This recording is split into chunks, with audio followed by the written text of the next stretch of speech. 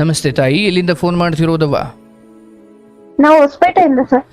ಹೊಸಪೇಟೆ. ಏನು ಮಾಡ್ಕೊಂಡಿರೋದವ್ವ? ನಾವು ಮನೇಲೇ ಇರೋದು, ಹೌಸ್ ವೈಫ್. House wife. ಸರಿ, ಕಾರ್ಯಕ್ರಮ ಯಾವಾಗ್ಲಿಂದ ನೋಡ್ತಿದ್ದೀರಿ? 1 ವರ್ಷ ಆಯ್ತು ಸರ್ ನೋಡ್ತಿರೋದು. ಆಯ್ತು. ಮನೇಲಿ ಇರೋ ಚೆನ್ನಾಗಿದ್ದೀರಾ ಸರ್? ಚೆನ್ನಾಗಿದ್ದೀನಿ. ನೀವು ಚೆನ್ನಾಗಿದ್ದೀರಾ? ಹಾ, ಚೆನ್ನಾಗಿದ್ದೀನಿ. ಏನು ಓದಿದ್ದೀರಾ? ನಾವು ಡಿಗ್ರಿ ಮಾಡಿದ್ದೀನಿ ಸರ್, BA. ಸಂತೋಷ. ಕಾರ್ಯಕ್ರಮದಲ್ಲಿ ಏನಾದರೂ ಹೇಳ್ಕೊಳ್ಳೋದಿತ್ತನವ? ಹಾ ಸರ್, ಹೇಳ್ತಾಯಿ. ಅದೇ ಸರ್, ನಮ್ಮ ಮನೆಯವ್ರು ಸ್ವಲ್ಪ ಹೇಳ್ಬೇಕಿತ್ತು. ಅವರು ನಮ್ದು ಮದ್ವೆ ಆಗಿ 1 ವರ್ಷ ಆಯ್ತು ಸರ್. ಓಕೆ. ಅದೇ ಇವಾಗ ಅವ್ರದ್ದು ಜಾಯಿಂಟ್ ಫ್ಯಾಮಿಲಿ, ನಮ್ ಲವ್ ಮ್ಯಾರೇಜ್ ಆಗಿರೋದು. ಅವ್ರದ್ದು ಜಾಯಿಂಟ್ ಫ್ಯಾಮಿಲಿನ, ನಿಮ್ಮದು ಜಾಯಿಂಟ್ ಫ್ಯಾಮಿಲಿನ? ಅವ್ರದ್ದು, ಅರ್ಥಾತ್ ಗಂಡನ ಮನೆಯದು. ಹಾ, ಗಂಡ ಮನೆಯವ್ರು. ಆಯ್ತು, ಹೇಳವ. ಅಂತ 1 ವರ್ಷ ಆಯ್ತು, ಮನೇಲೆಲ್ಲ ಒಪ್ಸಿ ಮದ್ವೆ ಆಗಿರೋದು ನಾವು. ಇವಾಗ ನೋಡಿದ್ರೆ ಅವ್ರ ಮನೇಲಿ ಮುಂಚೆ ಅವ್ರ ತಮ್ಮನ ಹೆಂಡತಿ ಇದಾರಲ್ಲ, ಅವ್ರ ಜೊತೆ ಇವ್ರಿಗೆ ಕಾಂಟ್ಯಾಕ್ಟ್ ಇದೆ ಸರ್. ಯಾರಿಗೆ? ನಿಮ್ಮ ಗಂಡನಿಗೆ? ಹಾ. ನಿಮ್ಮ ವಾರ್ಗೀತಿ ಜೊತೆ? ಅವ್ರ ತಮ್ಮನ ಹೆಂಡತಿ ಜೊತೆ. ಅದು ನಂಗೆ ಗೊತ್ತಾಗಿಲ್ಲ. ಏನಿದೆ ಅಂತ ಹೇಳಿದ್ ನೀವು? ಹೇಳಿ ಸರ್. ತಮ್ಮನ ಹೆಂಡತಿ ಜೊತೆ ಕೆಟ್ಟ ಸಂಬಂಧ ಇದೆ ಅಂತ? ಆ ಫೋನ್ ಅಲ್ಲಿ ಮಾತಾಡೋದು, ಆಮೇಲೆ ಅವ್ರ ಮನೇಲೆಲ್ಲ ಗೊತ್ತಾಗಿದೆ ಈ ವಿಷಯ. ಇವ್ರು ಒಪ್ಕೊಂತ ಇಲ್ಲ ಅಂತ ಇದಾರೆ. ಓಕೆ. ನಿಮ್ಮ ಮನೆಯವರ ವಿಚಾರವಾಗಿ ಏನ್ ಸಾಕ್ಷಿ ಇದೆ ನಿಮ್ಮ ಹತ್ರ? ಗೊತ್ತಾಗಿದೆ. ಮತ್ತೆ ಅವ್ರೆಲ್ಲ ದುಡ್ಡು ಏನು ಕೆಲಸ ಮಾಡ್ತಾರೋ ಅದೆಲ್ಲ ದುಡ್ಡು ಅವ್ರಿಗೆ ಕೊಡ್ತಾರೆ. ಆಮೇಲೆ ಅವ್ರ ಮನೇಲೆಲ್ಲ ಗೊತ್ತಾದ್ಮೇಲೆ ನನ್ ಮದ್ವೆ ಆಗಿದಾರೆ ಅವ್ರು. ಅಂದ್ರೆ ಅವ್ರ ಮನೇಲಿ ಈ ವಿಷಯ ಗೊತ್ತಾದ್ಮೇಲೆ ಮದ್ವೆ ಆಗಿದ್ದಾರೆ. ಓಕೆ, ಇದೊಂಚೂರು ಮೊದ್ಲಿಂದ ತಗೊಳ್ತೀನವ. ಯಾರು ನೀವ್ಯಾರು? ನೀವೆಷ್ಟು ಜನ ಮಕ್ಕಳು? ನಾವು ಇಬ್ರು ಮಕ್ಳು, ಹೆಣ್ಮಕ್ಳು. ಒಬ್ರು ಅಕ್ಕ ಇದಾರೆ, ಮದ್ವೆ ಆಗಿದೆ ಅವರಿಗೆ. ಸೊ ಇಬ್ರು ಹೆಣ್ಮಕ್ಳೇ ನೀವು? ಹಾ. ಓಕೆ. ಬಟ್ ಲವ್ ಮಾಡಿ ಅಂದ್ರೆ ಏನ್ ಕಾಲೇಜ್ ಟೈಮ್ ಅಲ್ಲ, ಸ್ಕೂಲ್ ಟೈಮ್ ಅಲ್ಲ, ಅಥವಾ ಏನು? ಕಾಲೇಜ್ ಟೈಮ್ ಅಲ್ಲಿ, ಒಂದೇ ಊರು. ಕಾಲೇಜ್ ಟೈಮ್ ಅಲ್ಲಿ ಲವ್ ಮಾಡಿರೋದು. ಅಂದ್ರೆ ಅವರು ಓದ್ತಾ ಇರ್ಲಿಲ್ಲ ನಮ್ ಜೊತೆ, ಬೇರೆ ಕೆಲಸ ಮಾಡ್ತಿದ್ರು. ಪರಿಚಯ ಆಗಿ ಲವ್ ಮಾಡಿರೋದು. ಒಂದೇ ಊರಿನವರು ಅಂದ್ರೆ ಮೊದ್ಲಿಂದ ಚಿಕ್ಕ ವಯಸ್ಸಿಂದ ಪರಿಚಯ ಇತ್ತು ತುಂಬಾ? ಮುಂಚೆ ಗೊತ್ತಿರ್ಲಿಲ್ಲ. ಆಮೇಲೆ ಪರಿಚಯ ಆದ್ಮೇಲೆ ಮಾತಾಡ್ತಾ ಇದೇ ಊರವ್ರ ಅಂತ ಗೊತ್ತಾಗಿ ಆಮೇಲೆ ಮಾತಾಡಿದ್ವಿ. ಇವ್ರು 5-6 ವರ್ಷ ಆದ್ಮೇಲೆ ಮದ್ವೆ ಆಗೋದಕ್ಕೆ ಬೇಡ ಅಂತಾನೆ. ಒಂದ್ ನಿಮಿಷ. ಹಾ. ಮೊದ್ಲೇ ಮಾತಾಡ್ತಿದ್ರಿ, ಬಟ್ ಲವ್ ಆಗ್ಲಿಕ್ಕೆ ಅಥವಾ ನಿಮ್ಮೂರವ್ರು ಅಂತ ಗೊತ್ತಾಗ್ಲಿಕ್ಕೆ ಸ್ವಲ್ಪ ಸಮಯ ಹಿಡೀತಾ? ಹೌದು. ಅಂದ್ರೆ ನಿಮ್ಮೂರು ಅಷ್ಟು ದೊಡ್ಡದಾ? ಅಲ್ಲ, ನಮ್ಮ ಏರಿಯಾದಲ್ಲೇ ಇರೋದು ಇವ್ರು. ಸ್ವಲ್ಪ ನಮ್ಮ ಮನೆ ಮುಂದ್ಗಡೆನೆ ಇದ್ದಿದ್ದು. ನಮಗ್ ಗೊತ್ತಿರ್ಲಿಲ್ಲ. ನಾ ಕಾಲೇಜ್ ಹೋಗಿ ಬರ್ತಾ ಹೋಗಿ ಮಾತಾಡ್ಸ್ತಿದ್ದೆ. ನನ್ನ ಫ್ರೆಂಡಿಗೆ ಪರಿಚಯ ಇವರು. ಹಂಗಾಗಿ ಮಾಡಿದ್ವಿ. ಆಮೇಲೆ 5 ಎಷ್ಟು ವರ್ಷನವ ಆ ಸಮಯದಲ್ಲಿ ನಿನಗೆ? ನಂಗೆ 19 ವರ್ಷ. ಅಂದ್ರೆ ಪ್ರೀತಿಗೆ ಬಿದ್ದಾಗ? ಓಕೆ. ಬಟ್ ಆ ಸಮಯದಲ್ಲಿ ಅವ್ರ ಮನೆಯಲ್ಲಿ ಅಥವಾ ನಿಮ್ಮ ಮನೆಯಲ್ಲಿ ಪ್ರೀತಿ ಬಗ್ಗೆ ಗೊತ್ತಿತ್ತ? ಅಂದ್ರೆ ನಾನು ಒಪ್ಕೊಂಡಿದ್ದ ವಿಚಾರಕ್ಕೆ ಇನ್ನೂ ಬಂದೇ ಇಲ್ಲ. ಒಪ್ಪಿದ್ರು ಮದುವೆ ಮಾಡಿದ್ರು ಅದಿನ್ನೂ ದೂರ ಐತೆ. ಶುರುವಿನಲ್ಲಿ ಆ ಮನೆಯವರಿಗೆ ನಿಮ್ಮ ಮನೆಯವರಿಗೆ ಗೊತ್ತಿದ್ದು ಶುರು ಮಾಡಿದ್ರ ಅಥವಾ ಪ್ರೀತಿಯಾಗಿ ಎಷ್ಟೋ ವರ್ಷಕ್ಕೆ ಗೊತ್ತಾಯ್ತಾ? ತುಂಬಾ ದಿನ ಆದ್ಮೇಲೆ ಗೊತ್ತಾಯ್ತು. 1 ವರ್ಷ ಆದ್ಮೇಲೆ ಗೊತ್ತಾಯ್ತು. ಯಾವ್ದೇ ತಕರಾರು ಇಲ್ದಂಗೆ ಒಪ್ಕೊಂಡ್ರ? ಇಲ್ಲ. ಆಮೇಲೆ ನಮ್ಮನೇಲಿ ಗೊತ್ತಾಯ್ತು. ಬೇಡ ಅಂತಾನೆ ಅಂದ್ರು. ನಮ್ಮ ಅಪ್ಪ ಅಂದ್ರು, ಅಮ್ಮ ಅಂದ್ರು, ಇಬ್ರು. ನಾನು ಸುಮ್ನೆ ಫೋನ್ ಅಲ್ಲಿ ಮಾತಾಡೋದು ಅದು ಮಾತಾಡ್ತಾ ಇದ್ವಿ. ಓಕೆ. ಆಮೇಲೆ ಹಂಗೆ ಅವ್ರ ಮನೇಲೂ ಗೊತ್ತಾಯ್ತು. ಆದ್ರೆ ಈ ವಿಷಯ ನಮ್ಗೆ ಗೊತ್ತಿರ್ಲಿಲ್ಲ, ಅವ್ರ ಮನೇಲಿ ಹಿಂಗಿದೆ ಅಂತ. ಆಯ್ತು, ಆ ವಿಷಯಕ್ಕೆ ಆಮೇಲೆ ಬರ್ತೀನಿ. ಬಟ್ ಎರಡು ಮನೆಯವರು ಒಪ್ಪಿದ್ರು ಮದುವೆ ಆದ್ರಿ. ಬಟ್ ಹಾಗೆ ಮದುವೆ ಆಗೋ ಸಮಯದಲ್ಲಿ ಆತ ಏನ್ ಕೆಲಸ ಮಾಡ್ತಿದ್ರು? ಅವ್ರಿನ್ನೂ ಕೆಲಸ ಮಾಡ್ತಿರ್ಲಿಲ್ಲ. ಆಮೇಲೆ ಅದು ರಿಯಲ್ ಎಸ್ಟೇಟ್ ಮಾಡ್ತಾರಲ್ಲ, ಸೈಟ್ ಎಲ್ಲ. ಇವತ್ತು ಸುಮ್ನೆ ಹೇಳ್ತೀನಿ, ಇವತ್ತಿನ ಕಾಲಕ್ಕೆ 1 ಲಕ್ಷ ಸಂಬಳ ಇಟ್ಕೊಂಡ್ರಪ್ಪ ಅಥವಾ ಮನೆ ಆದಾಯ ಲಕ್ಷಾನುಗಟ್ಲೆ ಐತೆ ಅಂದ್ರು ಮದುವೆ ಆಗಲ್ಲ. ನೀನ್ ಕೆಲ್ಸಕ್ಕೆ ಹೋಗದೆ ಇದ್ರು ಮದುವೆ ಆದ? ಅಲ್ಲ, ಮುಂಚೆ ಮಾಡ್ತಾರಲ್ಲ, ಹಂಗೆ ಮಾತಾಡ್ಸ್ತಿದ್ವಲ್ಲ, ಅದ್ ನಂಗೆ ಗೊತ್ತಾಗಿಲ್ಲ. ಮದ್ವೆ ಬಟ್ಟಕ್ ಹೋಗುತ್ತಂತ ಗೊತ್ತಾಗ್ಲಿಲ್ಲ, ಸುಮ್ನೆ ಮಾತಾಡ್ತಿದ್ವಿ. ಹಂಗಾಗಿ ಆಮೇಲೆ ಮದ್ವೆ ಆಗೋಣ ಅಂತ ಮಾತಾಡಿದ್ದು. ಬಟ್ ಮದುವೆ ಆಗೋ ಸಮಯದಲ್ಲಿ ಈತ ಏನು ಕೆಲಸ ಮಾಡ್ತಾನೆ, ಈತ ಹೌದು ಪ್ರೀತಿ ಅದು ಯಾವುದನ್ನು ನೋಡಲ್ಲ, ಬಟ್ ವಾಸ್ತವ ಅಥವಾ ನಿಜವಾದ ಬದುಕು ಸಿನಿಮಾ ಅಲ್ವಲ್ಲವ. ಹೌದು. ಬಟ್ ಆ ಸಮಯದಲ್ಲಿ ಈತನ ದುಡಿಮೆ ಏನು, ಅಥವಾ ಈತನಿಗೆ ಇವರ ಮನೆಯಲ್ಲಿ ಇವನ ಜಾಗ ಏನು, ಅಥವಾ ಇವನಿಗೆ ಏನು ಬೆಲೆ ಇದೆ, ಇದು ನಿನ್ನ ತಂದೆ ತಾಯಿ ಎತ್ತವರಾದವರು ಅದನ್ನೆಲ್ಲ ನೋಡ್ಬೇಕು. ಅದು ನೋಡ್ಲಿಲ್ವ ನೀನು ಹೆತ್ತವರು? ಅಲ್ಲ, ನಮ್ಮ ಅಮ್ಮನಿಗೆ ಗೊತ್ತಿತ್ತು ಈ ವಿಷಯ. ಬೇಡ ಅಂತ ಹೇಳಿದ್ರು ಅವ್ರಷ್ಟೇ. ಬೇಡ ಇದೆಲ್ಲ ಬೇಡ, ಓದ್ರಿ ಚೆನ್ನಾಗಿ, ಮದ್ವೆ ಮುಂದೆ ನೋಡೋಣ ಅಂತ ಹೇಳಿದ್ರು. ನಾವು ಬಿಟ್ಟಿದೀನಿ ಮನೇಲಿ ಅಂತ ಹೇಳ್ಬಿಟ್ಟು ನಾವು ಮಾತಾಡಿದ್ದು, ಮುಂದುವರ್ಸಿದ್ದು. ಆಯ್ತವ, ಮದ್ವೆ ಆಯ್ತು. ಅದೇ 5 ವರ್ಷ ಆಯ್ತು, 5 ವರ್ಷ ಲವ್ ಮಾಡಿದ್ವಿ. ಆಮೇಲೆ ಮದ್ವೆ ಹೋಗು ಅಂತ ಹೇಳಿದಕ್ಕೂ ಆಗ್ಲೇ ಇಲ್ಲ. 5 ವರ್ಷ ಆದ್ಮೇಲೆ ಈ ವಿಷಯ ಅವ್ರ ಮನೇಲಿ ಗೊತ್ತಾಗಿದ್ಯಲ್ಲ ಆ ಹುಡುಗಿದು, ಆವಾಗ ಮದ್ವೆ ನಿರ್ಧಾರ ಮಾಡಿದ್ರು. ಅಂದ್ರೆ ನಿಮ್ಮನ್ನ ಪ್ರೀತಿ ಮಾಡೋ ಸಮಯದಲ್ಲಿ ಈತನಿಗೆ ಆ ಅಕ್ರಮ ಸಂಬಂಧ ಇತ್ತು? ಇತ್ತು. ಅದು ನಮ್ಗೆ ಗೊತ್ತಿರ್ಲಿಲ್ಲ. ಓಕೆ, ಬಟ್ ನಿಮ್ ಅಂದ್ರೆ ಅವ್ರ ಮನೇಲಿ ನಾನು ಓಡಾಡೋದು ಹೋಗೋದು ಇರ್ಲಿಲ್ವಲ್ಲ, ನನಗೆ ಅದು ಗೊತ್ತಿಲ್ಲ ಅವ್ರ ಮನೆ ಕಡೆ. ಓಕೆ, ಬಟ್ ಅದು ಅವ್ರ ಮನೆಗೆ ಗೊತ್ತಾದಾದ್ಮೇಲೆ ಆತ ನಿಮ್ಮ ಬದುಕನ್ನ ಅಥವಾ ನಿಮ್ಮನ್ನ ಮದುವೆ ಆಗೋ ನಿರ್ಧಾರ ಮಾಡಿದ್ದು? ಅಲ್ಲಿವರೆಗೂ ನಾನು ಎಷ್ಟೋ ಸತೆ ಮದ್ವೆ ವಿಷಯ ಮಾತಾಡ್ದಾಗ ಅದನ್ನ ಮುಂದಕ್ಕೆ ಹಾಕ್ತಾನೆ ಬಂದ್ರು. ಇವಾಗ ಆಗಲ್ಲ, ಲಾಸ್ಟಿಗೆ ನೀನ್ ಸರಿಗಿಲ್ಲ, ನಮ್ಮ ಬೇರೆ ಹುಡುಗರು ಜೊತೆ ಎಲ್ಲ ಮಾತಾಡ್ತೀಯಾ, ಹಂಗೆ ಹಿಂಗೆ, ನಮ್ಮ ಮದ್ವೆ ಆಗಲ್ಲ ಅನ್ನೋ ಮಟ್ಟಕ್ಕೆ ಬಂದು ಏನೇನು ಮಾತಾಡ್ತಿದ್ರು. ಅದಾದ್ಮೇಲೆ ಅವ್ರ ಮನೇಲಿ ಈ ವಿಷಯ ಗೊತ್ತಾಗಿದೆ, ಅವ್ರ ಗಂಡಗ್ ಗೊತ್ತಾಗಿದೆ. ಸರಿ, ಆಯ್ತು. ಅಂದ್ರೆ ಈ ನಿನ್ನ ಮೈದ್ನನಿಗೆ ಗೊತ್ತಾಗಿದೆ. ಓಕೆ, ಅಂದ್ರೆ ನನ್ನ ಹೆಂಡತಿ ಜೊತೆ ನಮ್ಮ ಅಣ್ಣನಿಗೆ ಅಕ್ರಮ ಸಂಬಂಧ ಇದೆ ಅಂತ? ಅಷ್ಟು ಮಟ್ಟಿಗೆ ಗೊತ್ತಾಗಿಲ್ಲ. ಅದು ಸ್ವಲ್ಪ ಏನೋ ಅವ್ರ ಮನೇಲಿ ಮಾತಾಡೋದು ಅದು ಗೊತ್ತಾಗಿ ದೊಡ್ಡ ಜಗಳ ಆಗಿದೆ. ಅವಾಗ ಮದ್ವೆ ಆಗಕ್ ಡಿಸೈಡ್ ಮಾಡಿದ್ದಾರೆ. ಜಗಳ ಆದಾಗ ಈತನ ಸ್ವತಂತ್ರ ನಿರ್ಧಾರ ಆಗಿತ್ತು ಅಥವಾ ಇಡೀ ಮನೆಯವ್ರ ನಿರ್ಧಾರ ಆಗಿತ್ತು ಮದ್ವೆ? ಆ ಜಗಳ ಆದಾಗ ಅವ್ರ ಮನೇಲೆಲ್ಲ ಸರಿಗ್ ಮಾತಾಡ್ಸ್ತಾ ಇರೋದು, ಹಂಗೆಲ್ಲ ಮಾಡಿದಾರೆ ಇವ್ರಿಗೆ. ಓಕೆ, ಅದಾದ್ಮೇಲೆ ಇವನಿಗೊಂದು ಹೆಣ್ಣನ್ ತಂದು ಕಟ್ಟಿ ಕೈ ತೊಳ್ಕೊಂಡ್ಬಿಡೋಣ ಅಂತ. ಅದನ್ನು ನೀವೇ ಮಾಡ್ಕೊಪ್ಪ, ನಿಮ್ ಇಷ್ಟ, ಅದ ನಮ್ಮ ಮನೆಗ್ ಬರಂಗಿಲ್ಲ ಅಂತ ಹೇಳಿದಾರ ಅವರು. ಓಹೋ, ವಿಚಿತ್ರ, ದುರಾದೃಷ್ಟ. ಅಂದ್ರೆ ನನ್ನ ಮನೆಗ್ ಬರಬೇಡ ಅನ್ನೋಷ್ಟು ಮನೆ ಮಗನನ್ನ ಆಚೆ ಇಕ್ಕಿದ್ದಾರೆ ಅನ್ನೋ ವಿಚಾರ ನಿನಗ್ ಗೊತ್ತಿಲ್ಲ? ನನ್ನ ವಿಷಯವಾಗಿ ಹೇಳಿದಾರೆ. ಅಂದ್ರೆ ಆ ಹುಡ್ಗಿ ಮದ್ವೆ ಆಗೋದಾದ್ರೆ ನಮ್ಮ ಮನೆಗ್ ಬರ್ಬೇಡ ಅಂತ ಆ ರೀತಿ ಹೇಳಿ ಈತನ ಆ ಮನೆಯಿಂದ ಬಿಡ್ಸಕ್ ಟ್ರೈ ಮಾಡಿದಾರೆ. ಅಂದ್ರೆ ಈ ವಿಷಯ ಮತ್ತೆ ಮುಂದಕ್ಕೆ ಎಲ್ಲಿ ದೊಡ್ಡ ಜಗಳ ಆಗುತ್ತೆ ಅಂತ ಅವ್ರ ಮನೇಲಿ ಆ ಹುಡುಗಿ ವಿಷಯವಾಗಿ. ಓಕೆ, ಸೊ ನಿಮ್ಮನ್ನ ಪ್ರೀತಿ ಮಾಡ್ತೀನಿ ಅಂತ ಅಥವಾ ಮದುವೆ ಆಗ್ತೀನಿ ಅಂತ ಗೊತ್ತಾದ ಮೇಲೆ ಅವರು ಕಂಡೀಷನ್ ಹಾಕಿದ್ದಾರೆ ಮನೆಗ್ ಬರ್ಬೇಡ ಅಂತ. ಅಂದ್ರೆ ಅವ್ರ ವಿಷಯನೆಲ್ಲ ಏನು ಅವ್ರ ಮನೇಲಿ ಇದು ಪ್ರಾಬ್ಲಮ್ ಇತ್ತಲ್ಲ, ಆ ಹುಡುಗಿ ವಿಷಯ ಗೊತ್ತಾಗಿ ಇದಾಗತ್ತೆ ಅಂತ ನನ್ನ ಮೂಲಕ ಹಂಗ್ ಮಾಡಿದಾರೆ. ಆಯ್ತವ, ಮದ್ವೆ ಆಯ್ತು ಕಡಿಗುವ. ಮುಂದೇನಾಯ್ತು ಹೇಳವ? ಅದು ಇವಾಗ ಕೂಡ ಇವಾಗೂನು ಅವ್ರು ಬಿಡ್ತಾ ಇಲ್ಲ ಅವ್ರಿಗೆ. ಮದುವೆ ಆಗಿ ಎಷ್ಟು ವರ್ಷ ಆಯ್ತವ? 1 ವರ್ಷ ಆಯ್ತು. ಬಟ್ ಪ್ರಾರಂಭದಿಂದ ನಿನಗೆ ಸೂಚನೆ ಸಿಗ್ಲಿಲ್ವಾ?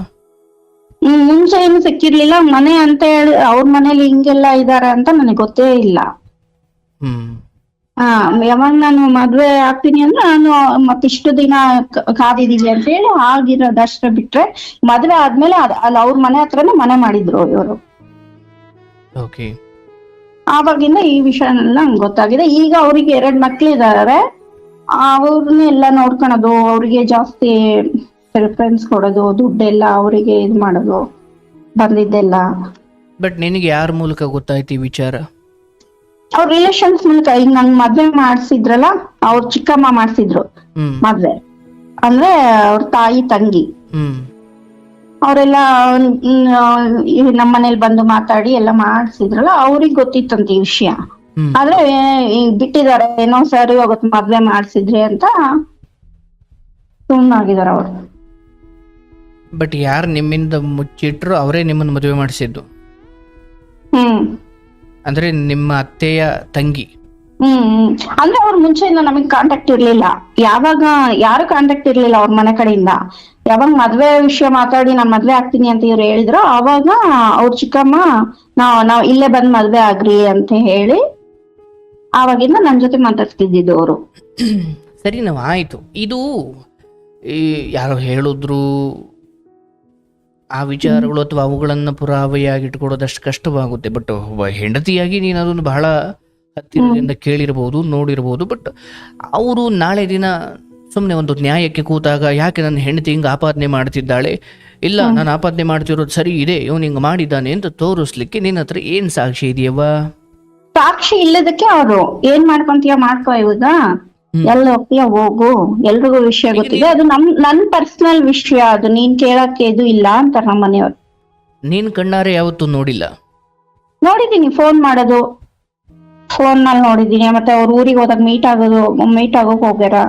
ಅವ್ರು ಒಪ್ಕೊಂಡ್ರಿದಾರ, ಅಂದ್ರೆ ನಾನ್ ಇದ್ದೀನಿ ಹಂಗೆ, ಏನು ಮಾಡಕ್ಕಾಗಲ್ಲ, ಹೋಗೋದಿದ್ರೆ ನಿಮ್ ಮನೆಗೆ ಹೋಗ್ಬೋದು ಅಂತಾರೆ ನನಗೆ. ಅಂದ್ರೆ ಆ ಸಂಬಂಧವನ್ನ ಆತನೇ ದೃಢೀಕರಿಸಿದಾನೆ ಅಂದ ಕೇಳಿ ಜಗಳ ಮಾಡಿದಾಗ ನಾನು ಓಕೆ, ಆ ರೋಷದಲ್ಲಿ ಆತ ಹೌದು ನಾನು ಮಾಡ್ತೀನಿ, ನೀನ್ ಅದನ್ನ ಏನ್ ಮಾಡ್ಕೊಳಂಗಿದ್ಯಾ ಅಂತ.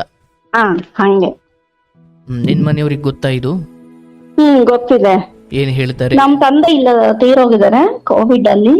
ನಮ್ಮ ಮಮ್ಮಿ ಒಬ್ರೇ ಇದಾರೆ. ಅವ್ರಿಗೆ ಹೇಳಿದ್ರೆ ಏನ್ ಮಾಡೋದು, ಈಗ ನೀನ್ ಇಷ್ಟಪಟ್ಟ ಆಗಿದ್ಯಾ, ಏನ್ ಮಾಡಕ್ ಆಗಲ್ಲ, ಈಗ ಹೇಳಕ್ಕೂ ಪ್ರೂಫ್ ಕೇಳ್ತಾರ ಅವರು ಅಂತ ಅಂತಿದ್ದಾರೆ. ಏನ್ ಮಾಡ್ಬೇಕು ಗೊತ್ತಿಲ್ಲ. ಒಟ್ಟು ಏನು ಇದನ್ ಮಾಡಲ್ಲ, ಅವ್ರಿಗೆ ಇಲ್ಲ ದುಡಿಮೆ ಎಲ್ಲ ಅವ್ರಿಗೇನೆ. ಅವ್ರೆಲ್ಲ ಚೆನ್ನಾಗ್ ಮಾತಾಡ್ತಾರ ಫೋನಲ್ಲೆಲ್ಲ. ನನ್ ಬಗ್ಗೆ ಅಷ್ಟು ಇದಿಲ್ಲ, ಬರೀ ಯಾವಾಗ್ಲೂ ಜಗಳ ಅದು ಇದು. ದುಡ್ಕೊಂಡು ಬಂದಿದ್ದು ₹1 ನಿನಗ್ ಕೊಡಲ್ವಾ, ಅಥವಾ ಸ್ವಲ್ಪ ಅವ್ರಿಗೆ ಕೊಡ್ತಾರೆ ಅಂತಲ್ಲ? ಮನೆ ಎಲ್ಲ ಬಾಡಿಗೆ ಕಟ್ತಾರೆ, ರೇಷನ್, ನಮ್ಗೆಲ್ಲ ಅಷ್ಟು ಚೆನ್ನಾಗ್ ನೋಡ್ಕೊಂತಾರೆ. ಬಟ್ ಆ ವಿಷಯದಲ್ಲಿ ನಾನ್ ಬಿಡಲ್ಲ ಅಂತ ಅವ್ರದ್ದು. ಬಟ್ ಆ ಗಂಡನಿಗೆ, ಅರ್ಥಾತ್ ನಿಮ್ಮ ಮನೆಯವರ ಅಣ್ಣನಿಗೆ ಇದರ ಬಗ್ಗೆ ಸ್ಪಷ್ಟತೆ ಇಲ್ವಾ, ಅಥವಾ ಗೊತ್ತಿದ್ದು ಏನು ಮಾಡುವಷ್ಟು ಮನುಷ್ಯ ಅಲ್ವಾ? ಗೊತ್ತಿದ್ದು ಏನು ಮಾಡಕ್ ಆಗ್ತಿಲ್ಲ ಅವರು ಇವಾಗ. ನಿಮ್ಮ ಹತ್ರ ಯಾವತ್ತಾದ್ರೂ ಹೇಳ್ಕೊಂಡ್ರ? ಇಲ್ಲ, ಅವ್ರು ಯಾರು ಕಾಂಟ್ಯಾಕ್ಟ್ ಅಲ್ಲಿ ಇಲ್ಲ. ಅವರು ಅಲ್ಲಿ ಹೇಳಕ್ ಹೋದ್ರು ಅವ್ರು ಕೇಳಿಸ್ಕೊಳ ಇದ್ರಲ್ಲಿ ಇಲ್ಲ. ಸರಿ, ಆಯ್ತು. ಈಗ ನಿನ್ಗೊಂದು ಪ್ರಶ್ನೆ. ಅಂದ್ರೆ ಮದುವೆ ಆದ ಆರಂಭದಿಂದಲೂ ನೀನು ನಿನ್ನ ಗಂಡ ಪ್ರತ್ಯೇಕವಾಗಿ ಬದುಕಿದ್ದೀರಿ, ಹೌದಾ? ಹೌದೌದು, 1 ವರ್ಷದಿಂದ. ಓಕೆ, ಆಯ್ತು. ಹೊರಗಡೆ ಬರ್ಲಿಕ್ಕೆ ಓಕೆ, ನಾನು ಬೇರೆ ಮದುವೆ ಮಾಡ್ತೀನಿ, ಅಥವಾ ಬೇರೆ ಮನೆ ಮಾಡ್ತೀನಿ, ನಾವು ಹೊರಗಡೆ ಇರೋಣ ಅಂತ ನಿನ್ನ ಗಂಡನ ಬಾಯಿಂದಲೇ ಬಂತ, ನಿನ್ನ ಬಾಯಿಂದಲೇ ಬಂತ ನಾವು ಬೇರೆ ಇರೋಣ ಅನ್ನೋದು ನಿನ್ನ ನಿರ್ಧಾರವು? ಮದ್ವೆ ಆದ್ಮೇಲೆ ಅವರು ಅದೇ ಮನೆಗೆ ಹೋಗೋಣ ಅಂತಾನೆ ಇದ್ದಿದ್ದು. ಅವರು ಇದ್ದಿದ್ದೆ ಅದು. ನಾವು ಬೇರೆ ಮನೆ ಮಾಡ್ಬೇಕಂತ ಏನೂ ಇರ್ಲಿಲ್ಲ. ಅವ್ರು ಅದೇ ಈ ಮನೇಲಿ ಇದ್ರೆ ಮತ್ತೆ ಏನಾದ್ರು ತೊಂದ್ರೆ ಆಗ್ತವೆ ಅಂತ ನಾನು ಆ ಹುಡುಗಿ ಮದ್ವೆ ಆದ್ರೆ ನಮ್ ಮನೆಗ್ ಬರ್ಬೇಡ ಅಂತ ಹೇಳಿದ್ರು ಅವರು. ಅಂದ್ರೆ ಸಪರೇಟ್ ನೀವಿರೋದಲ್ಲ, ಮನೆಯವರೆಲ್ಲ ಕಳಿಸಿರೋದು? ಓಕೆ, ಅಂದ್ರೆ ಅಲ್ಲಿದ್ದು ಮತ್ತ ಆ ಹೆಣ್ಣಿನ ವಿಚಾರದಲ್ಲಿ ರಾದ್ಧಾಂತ ಆಗುತ್ತೆ ಅಂತ ನಿಮ್ಮನ್ನ ಪ್ರತ್ಯೇಕವಾಗಿಡೋ ಪ್ರಯತ್ನ? ಅದನ್ನ ನನ್ನ ಮೇಲೆ ಹಾಕಿದಾರೆ, ನನ್ನ ಮೇಲೆ ಹೇಳಿದಾರೆ, ಅವ್ರಿಗೆ ನಮ್ಗೆ ಇಷ್ಟ ಇಲ್ಲ, ನೀವು ಬೇರೆ ಇರೋದಿದ್ರೆ ಇರ್ಲಿ, ಅವ್ರಿಗೆ ನಮ್ಗೆ ಇಷ್ಟ ಇಲ್ಲ ಅಂತ ಹೇಳಿರೋದು. ಬೇರೆ ಇರ್ಲಿಕ್ಕೆ ಅವರ ನಿಜವಾದ ಕಾರಣವನ್ನ ಬದಿಗಿಟ್ಟು ನಿನ್ನನ್ನ ಅಲ್ಲಿ ಸ್ವಲ್ಪ ಕಾರಣವಾಗಿ ಬಳಸ್ಕೊಂಡಿದ್ದಾರೆ. ಹೌದು. ಬಟ್ ಇಲ್ಲ, ನಾವ್ ಅತ್ತೆ ಮಾವನ ಜೊತೆನೆ ಇರೋಣ ಅಂತ ನೀನ್ ಹೇಳ್ಬೋದಿತ್ತಲ್ಲ? ಹೇಳಿದೀನಿ, ನಾನ್ ಬೇರೆ ಮನೆ ಅಂತ ಮಾತಾಡೇ ಇಲ್ಲ, ನಂಗೆ ಗೊತ್ತೇ ಇಲ್ಲ, ಅದೇ ಮನೆಗೆ ಹೋಗೋದೆ ಅಂತಾನೆ ಹೇಳಿದ್ದೆ. ಬಟ್ ಅವ್ರು ಯಾವಾಗ ಕರ್ಕೊಂಡಿಲ್ಲ ಆ ಮನೆಗೆ, ಅವಾಗ ಬೇರೆ ಮನೆ ಮಾಡೋಣ ಅಂತ ನಮ್ಮ ಮನೆಯವರೇ ಮಾಡಿದ್ದು. ಅದು ಅವ್ರ ಮನೆ ಎದುರಿಗೇನೆ ಮಾಡಿದಾರೆ. ನಾವು ಯಾಕೆ ಕರ್ಕೊಳ್ಳಿಲ್ಲ ಅಂತ ನೀನು ಗಟ್ಟಿಯಾಗಿ ಯಾಕೆ ಕೇಳಲಿಲ್ಲ? ನೀನ್ ಇಷ್ಟ ಇಲ್ಲ ಅಂತ. ನೀನ್ ಇಷ್ಟ ಇಲ್ಲ ಅವ್ರಿಗೆ, ಕರ್ಕೊಂಡು ಹೋದ್ರೆ ನಮ್ಮ ತಮ್ಮಂದ್ರೆಲ್ಲ ಜಗಳ ಮಾಡ್ತಾರೆ, ಬೇಡ ಅಂತ. ಓಕೆ, ನಿಜವಾಗ್ಲೂ ಹಾಗೆ ಅಂದ್ರ? ಅದೇ ಯಾರು ಬೇಡ ಅಂತಿದಾರೆ, ನಾವು ಸಪ್ರೇಟ್ ಇರೋಣ, ನಮ್ದು ಇಂಟರ್ ಕ್ಯಾಸ್ಟ್ ಬೇರೆ ಅಂತ ಕ್ಯಾಸ್ಟ್ ಮೇಲೆ ಹಾಕಿದ್ದವ್ರು. ಆಯ್ತು. ಆ ಹೆಣ್ಣಿನ ಜೊತೆ ಯಾವತ್ತಾದ್ರೂ ಮಾತಾಡೋ ಪ್ರಯತ್ನ ಮಾಡ್ದನವ?